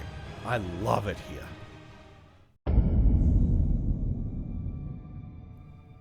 The last area of the game requires at least two things: killing Messmer and killing Romina. Thankfully, by this stage we've already done those. So, we burn this vestige and get teleported to Enir-Ilim, which I think is an absolutely bizarre decision. You should have killed the dancing lion by now, so in my eyes it makes far more sense that rather than an awkward teleport, you show that the shadow thorns blocking the door after the lion are now gone, and we enter that way. It would be a lot more satisfying to me. What makes this decision to teleport even more baffling is that you would miss one enemy and like 3 seconds of running if you just had the entrance to Enir-Ilim be there instead. It's actually pointless and would encourage people to actually go through Belurat, which is a really fun dungeon. Enir-Ilim has the same feel as Leyndell and Anor Londo in terms of color palette and its general architecture, but the area is very linear. It's fine for the final level, which is there to really build that anticipation as you climb towards the final boss. It is, however, crawling with Hornsent and Horned Knights. There's only one regular Horned Knight on the way up from the first Grace, but the other ones, interestingly, are themed after the elements of the Divine Dancing Lion. Before we get to him, we've got a cute little Hornsent conclave led by this massive unit. He dies quick, but he drops a revered Spirit Ash, which is nice if you like spirit summons. The first Lion Knight you find is right past that, and he's lightning themed. He's probably the easiest since he's in the most straightforward area and has the least health. There's some good cover to get in heals too, which is very necessary because ow, he deals damage. These couple of staircases past him is very dangerous though, since you're lulled into a false sense of security by killing this Hornsent casting spear at you. You think you're safe, but then another one that you can't see starts casting it at you. The stairs become a mad sprint to get under cover and away from the spearer, and it's a scary but fun little bit right before the Mikula Cross and a Grace. Heading up past the Mikula Cross to the rooftops is the spearer casting bastard. It's time for revenge! Past this is a fun but scary sequence of being shot at by every goddamn gravebird in Enir-Ilim. I'm noticing a pattern here of being shot by every spell in the damn book. Having gravity in this area would be pretty awesome, but I didn't think to do that. Just past that is the second Lion Knight, who is frost themed. Again, scary, and the combos are brutal. Luckily, you can go behind some cover here to heal, and he struggles on the uneven terrain. Up the final staircase before the Grace leads to a big open area and our last Lion Knight. He's themed after wind, and that was the only one that I died to. This fucking combo is so long and each hit is fucking stupid powerful. He casts tornadoes at you in addition to this ridiculous grab that hurts so much. Once he's down, there's not much left. There's one last Grace, and finally we're confronted by Leda. She's murdered almost everyone in the DLC except for people who've decided to join her in the single purpose of kicking my ass. Leda's fight is a pseudo PvP gank fight, and it's a mix of really fucking rough and kinda easy. The first one to get summoned is Horn Scent, and he dies so quick I really don't have anything to talk about with him, to be honest. I'm sure I've seen some of his moves. Maybe.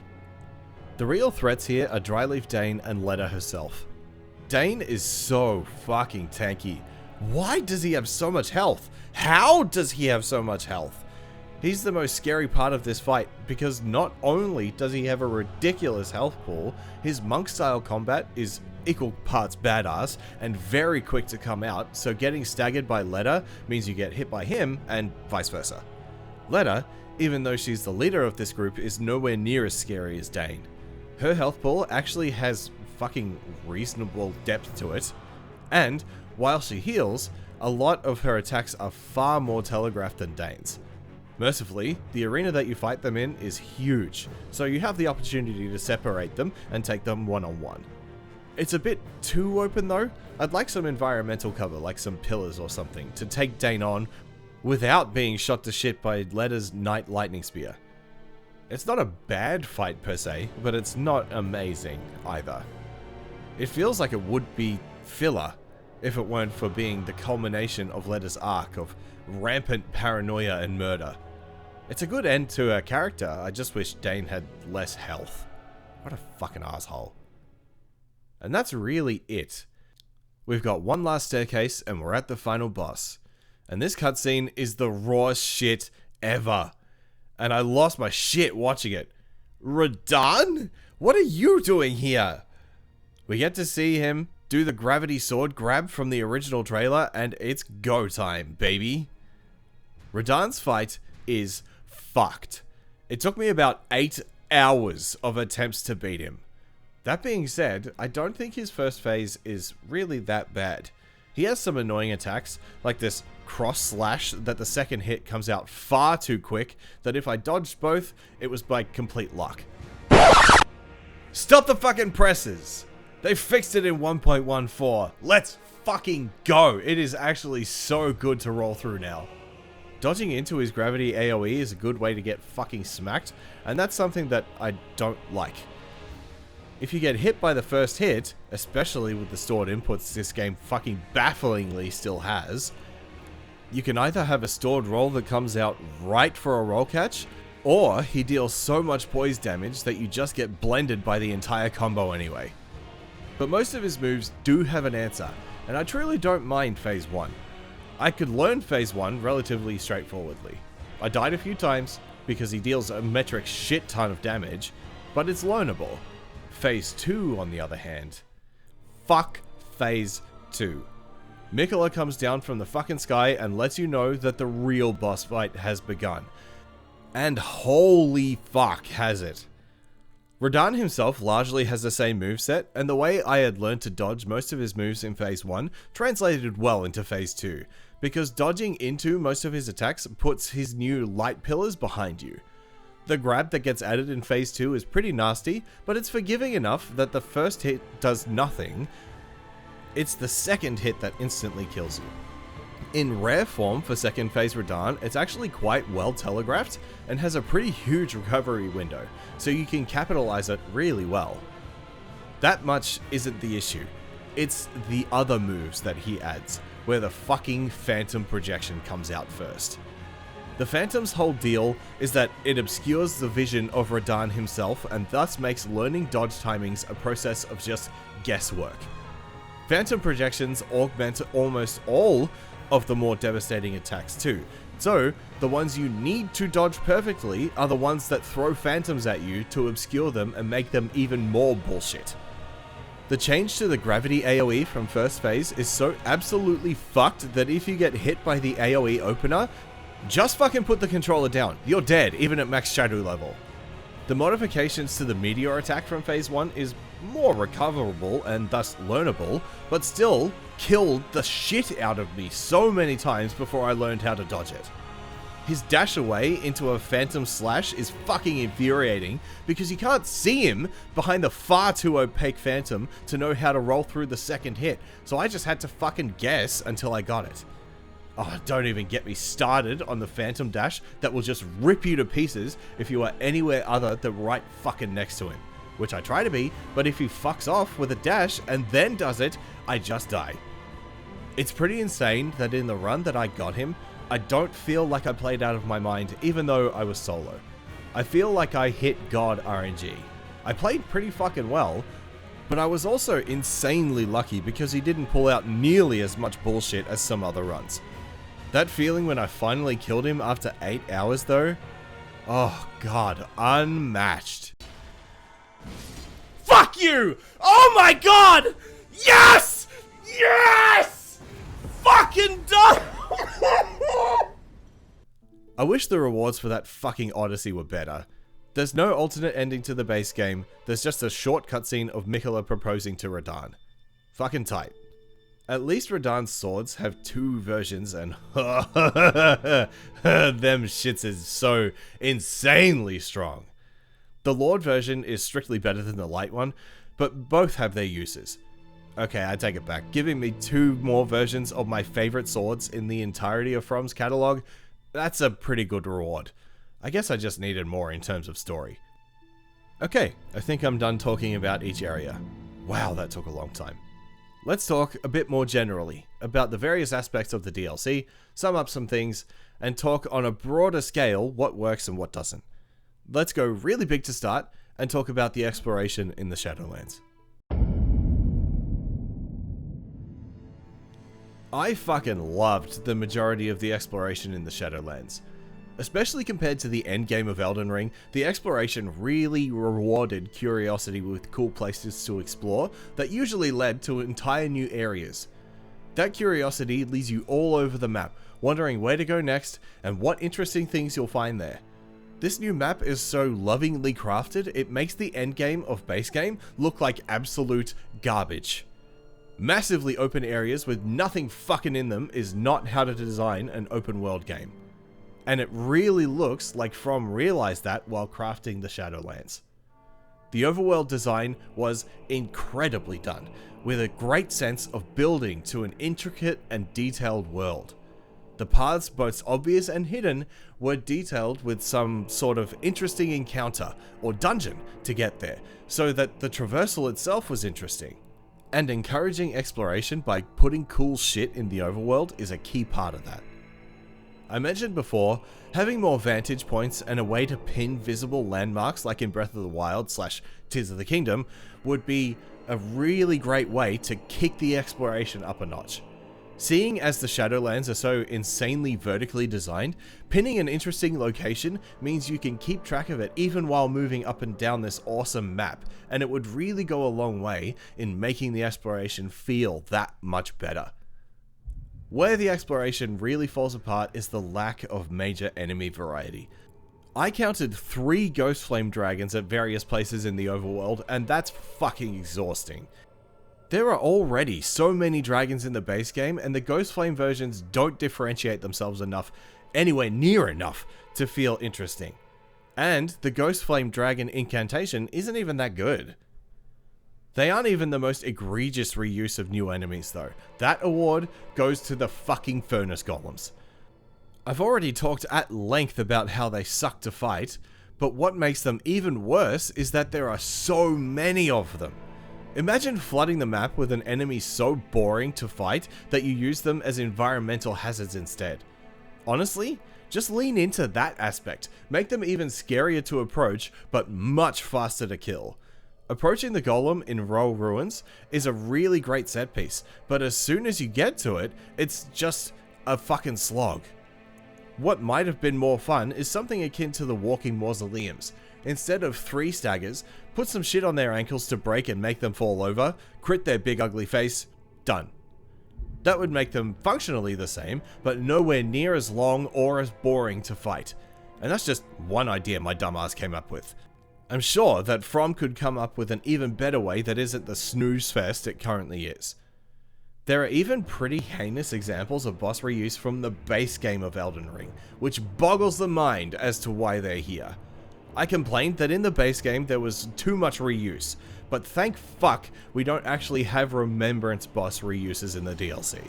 Hang the fuck on, yes we do! There's the fucking dancing lion in Rauh! Mini bosses though? Oh my god. There are 5 magma worms in the base game. There's another one here. There are 9 ulcerated tree spirits in the base game.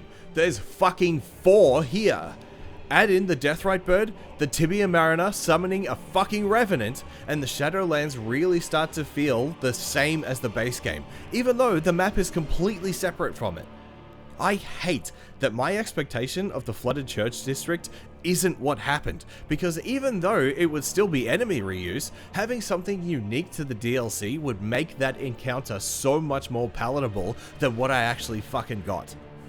4 fucking tree spirits, dude. Fuck right off. But the overworld is just the connective tissue stitching the dungeons together. And holy fuck, if this was the caliber of the dungeon design in the base game's endgame, I'd have no complaints. Rewarding curiosity with something cool instead of punishing it with more repeats is good open world design. As I said in the last video, the exploration in the last few areas of the base game was basically just non-existent. I can't remember a single interesting dungeon in the late game except the catacombs to get one of the last death roots in, because the repeating layout of it was actually part of the puzzle. It was great to explore, unlike basically every other side dungeon in the last few areas. The DLC does not go this route at all. Oh my god, the side dungeons are some of the best self-contained design. Short, but intricate, each with an interesting gimmick that is iterated on in fun ways as the dungeon progresses. The Darklight Catacombs are far and away the best catacomb design in Elden Ring, and likely the best side dungeon entirely. I went in detail as to why, but I just have to say it again. Incredible work from. The mausoleums are not that. I ignored the mausoleums in my hour-and-a-half long diatribe apart from the first one because there's nothing to talk about. I genuinely wonder if the whole reason they're here is to fill empty space. You can get some fine gear from them, but surely I'm not going crazy thinking about the lack of design here. Boring NPC fights in a boring room isn't fun design. And the first one, being the first fucking dungeon that you're likely to find, is insanity to me. Why not put your best foot forward and put like a ruined forge here instead? Something to get us to go, holy shit, I'm gonna look through every fucking dungeon in this map if they're as cool as this. That being said, all this brilliant exploration is dragged down a lot by one critical aspect I've talked about a fair bit already in passing, and that's because it's the main progression system of the DLC. Yeah, it's time to talk about the Scadutree blessings.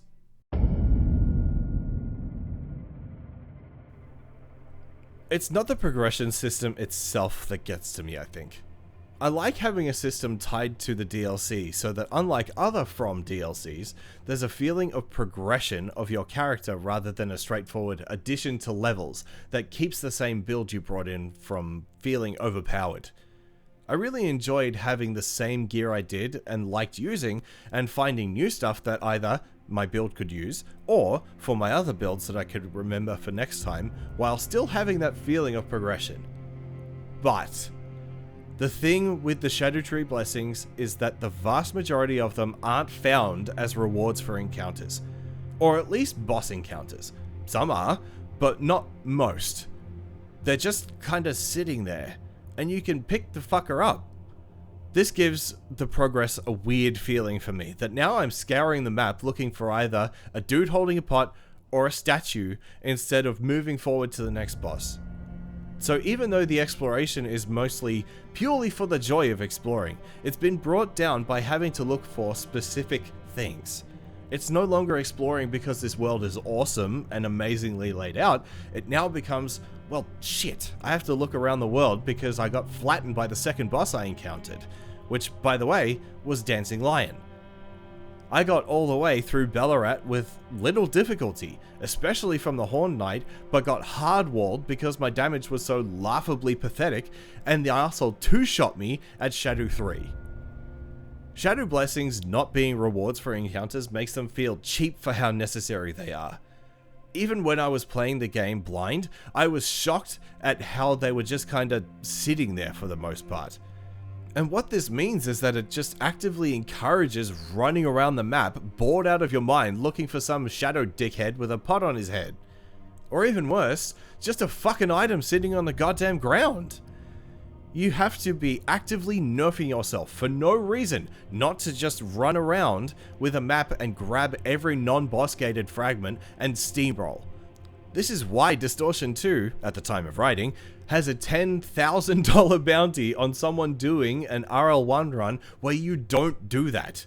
The scaling is such that even at high shadow levels, the DLC is far from a cakewalk, but at low levels, it's basically impossible unless you're a gaming god. If you can do DLC shit without shadow blessings, respect. That's fucking insane. I think a lot of people would agree with that, and I wish I wasn't mad about this. But I am. You know what was the best placement for Shadow Tree fragments? The Shadow Tree Chalice behind Gaius.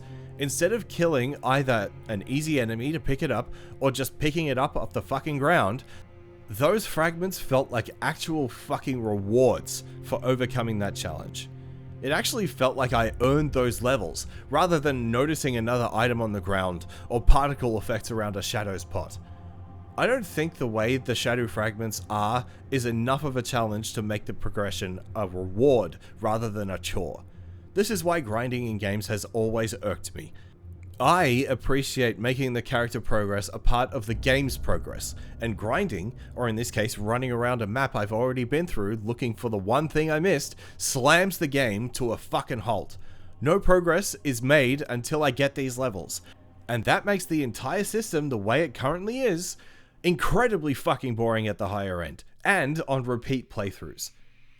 Here's a suggestion that I saw Democracy make about this that I really like, that I think solves all of those problems.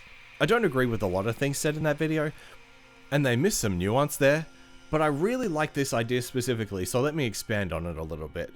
Take the Sekiro style system, where mini-bosses reward you with prayer beads that increase defensive stats, and in the case of Elden Ring, we can forego the HP since we have Vigor for that, and let offensive stats scale with the main bosses. This still encourages the exploration side of the DLC, which, as I already went into, is the best part, but also ties progression to a tangible reward to challenge, rather than whether you took time out of your total days on this fucking blasted hellscape of an earth to look up a fucking guide on where those last two fragments are that you missed in Karo's fucking grave or some shit. Of course, the difficulty curve would have to be changed, and probably making side bosses significantly easier, and earlier main bosses like Lion and Rolana would have to be scaled down. The other solution, of course, is just to not fucking have the separate progression and keep the difficulty curve as a steady ramping from the base game endgame. If Shadow Blessings are so artificially added in, and not a tangible reward for overcoming challenge, but just looking at a wiki, why even fucking have them? Again, I see the vision, I respect the experimentation, but I don't think it worked. Giving the player a feeling of progression again in the late game is interesting, but I think the execution is bizarre and not fun to deal with. I'm already at the end game by the time I get to the DLC. I've at least killed Mohg, if not already beaten the base game. Progression at this late stage of the game feels awkward, like it doesn't fit.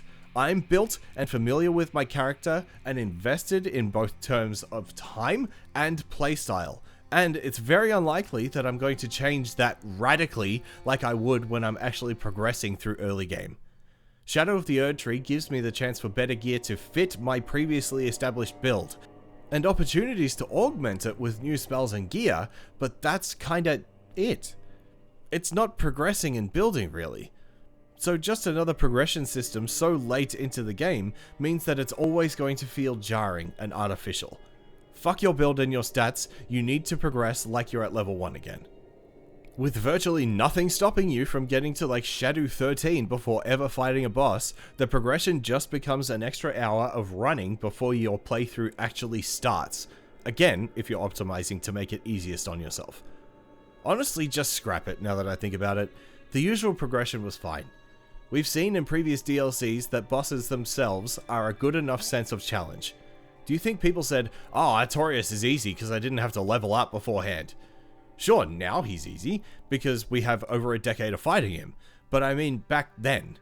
Or, for other DLC examples, Fume Knight, Ivory King, Orphan of Kos, Medea, Gale. Are these bosses not also challenging even without that separate progression system? Fuck yeah they are! It all seems so arbitrary and really brings down the experience.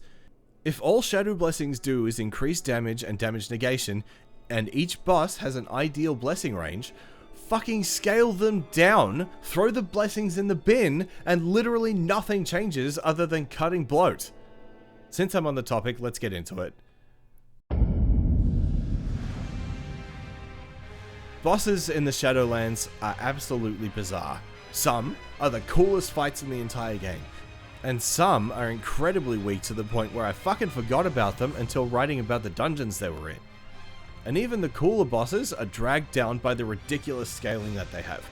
The intent here is to incentivize players to go explore, level Shadow Blessing, and come back, but I literally just talked about at length why that's shit. But even at optimal Shadow level ranges, most bosses are fucking ridiculous.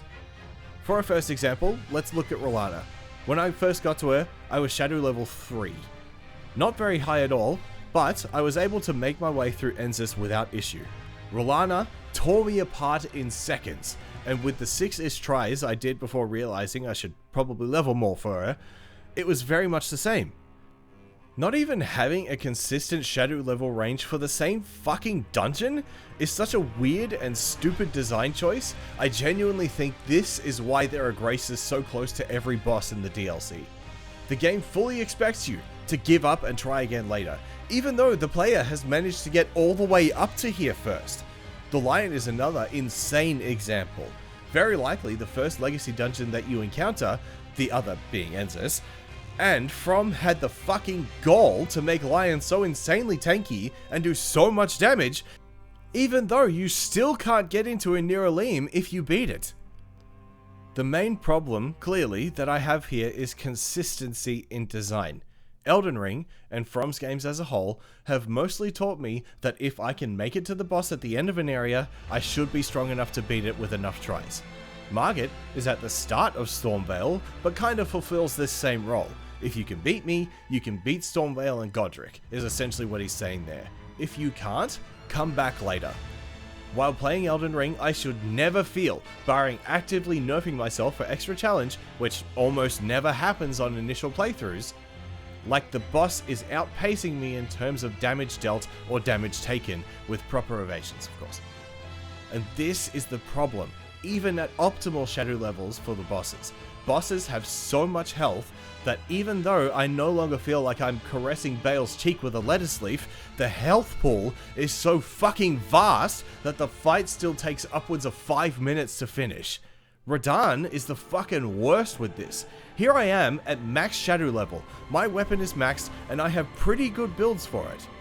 I have a good talisman set up to give me some survivability and augment my damage a bit more.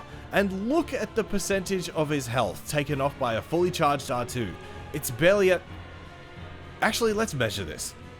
This is going to be jank, but I'm doing it for the bit. So this is one charged attack. It's about 1.2 centimeters out of 23.5. Now, let's run those numbers. 1.2 divided by 23.5 equals 5%. Oh my god. It was at that exact point that I just realized that I could have just looked up how much health he had. So, that charge attack dealt 2,251 damage. Radahn has, drumroll please, 46,134 health. Now, if we calculate the percentage for that, we get 4.87% instead of the 5.11% that I calculated. So, pretty close. But I calculated just under 20 charged attacks to kill him, whereas the actual numbers show that I would need over 20 charged attacks to kill him. Are you fucking insane, FromSoft? In a fight so ball-bustingly punishing as Radahn's, where the slightest error can fuck you into a whole new dimension, making a pretty strong build this week for no other reason than to make the fight last longer? It's absolutely ridiculous. Have a look at what this same build does to New Game plus Morgoth. I'll let the video speak for itself. What the fuck? Okay, I think I'm done talking about that. I bet I'm gonna get some comments. Let's talk about story. Like the main game story, the story of the Shadowlands is both vague, but also very front-loaded. Let me explain. You get to the DLC, and there's Leda standing out the front, ready for a chat. Next to most significant sites of grace in the Gravesite Plains, there are NPCs ready to chat with you about what Miquella wants, which is to become a god. But the details of that are what interests me, and the motivations of everyone you meet and how they intermingle is brilliant. I missed a lot of it thanks to missing a bunch of NPC quests and not summoning for any fights, but even the stuff I did see was so awesome. Leda being released from the charm of Miquella is really compelling because she comes to realize that she simply can't trust basically anyone in the Shadowlands. Her rampant paranoia causes her to kill almost everyone we meet, still convinced that the path Miquella is taking is the right one. The culmination of her story, of course, being the ending fight we talked about. But it feels so appropriate. Before we even enter the Shadowlands, the first person we talk to is Leda. She's the most constant NPC during our quest, and her story is front and center in our progress. Her final fight is narratively awesome, because it really is all of the other characters you refuse to help teaming up to take you down. Sorry Hornsent, I didn't want to summon. Sorry Dryleaf Dane, I'm sure you had a quest, but you didn't want to talk to me. You had too much health anyway. The St. Trina quest was the real standout to me though. While extremely vague as to how to progress it, again to the point of me looking up what the fuck I was even supposed to do, but I really liked it. Miquella divesting himself of everything he can in order to become a god really shows his determination to achieve his goal of a kinder world. But divesting himself of his compassion and love also means that he can't create that new order.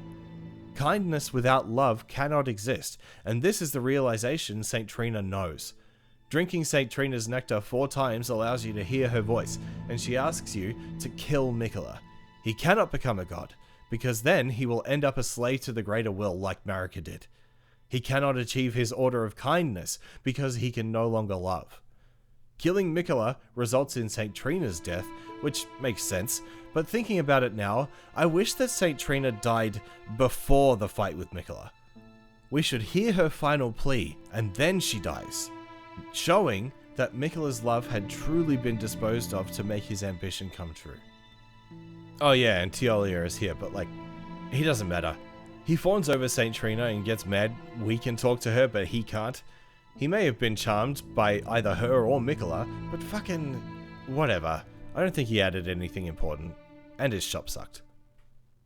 The NPCs being at the forefront of the story for basically every main boss gives them a lot more context and narrative importance, which I did like.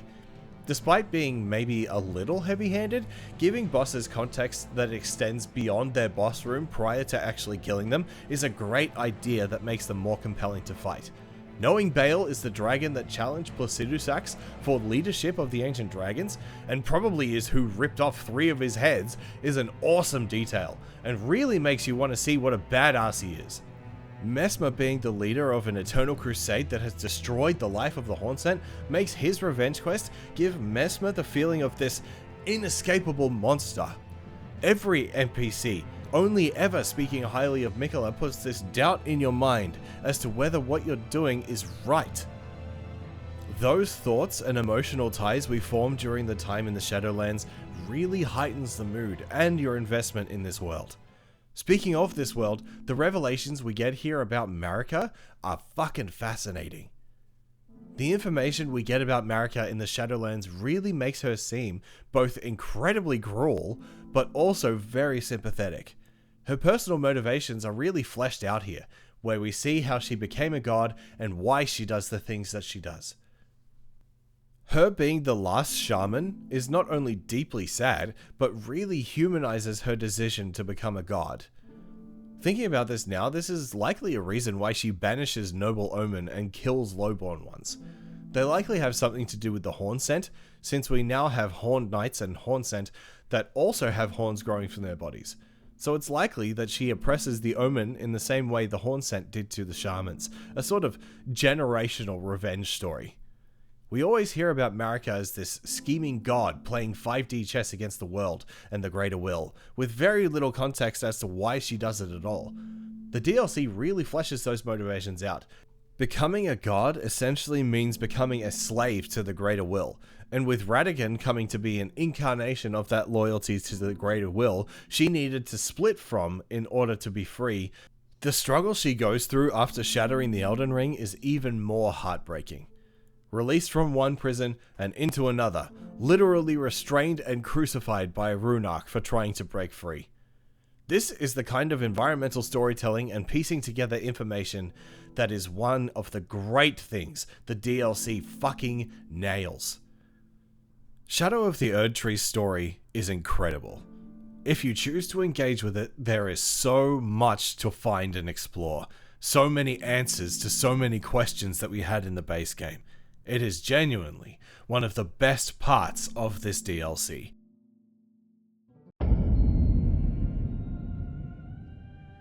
Look, this video is fucking long because there was just so much to talk about. If you made it this far, thank you so much. This got pretty angry towards the end, but I'm glad you managed to tough it out. This DLC is not a bad one, I hope that's still clear. There are some glaring issues in its design that I really just needed to talk about, but I really do think that it's worth your time. Go into it with the knowledge that it's a little jank, and that you're gonna be running around for an hour killing pot shadows or hippos for a little bit, and the rest of the DLC is really fun. The exploration is actually rewarded in a way that the endgame of vanilla just doesn't. The overworld was beautifully crafted. The legacy dungeons were staggeringly designed, especially Shadow Keep. The side dungeons were the coolest in the entire game. Most of the new enemies were fun, and the bosses, barring some jank, are some of my favorites in the whole series. The story is also incredibly done, with so much juicy lore about not only Miquella, but Marika, the Golden Order, and why the lands between are the way they are. If you haven't played the Shadow of the Erdtree DLC yet, do it. It is so worth it. Thank you so much for watching. I've been thinking about this video for so long, and it's great to finally get it out of my head. The year has shaped up to be pretty busy for me, so thank you to my returning viewers for sticking with me during my extended breaks from the more high effort stuff.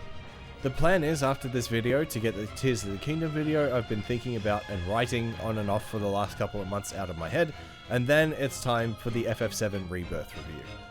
I'm so excited to make these videos, so if you're interested in either of them, consider subscribing if you haven't already. And of course, thank you so much to Jupy for both helping me proofread this script and the thumbnail. I couldn't do this without you anywhere near as well. That's it for me, and I'll see you in Hyrule.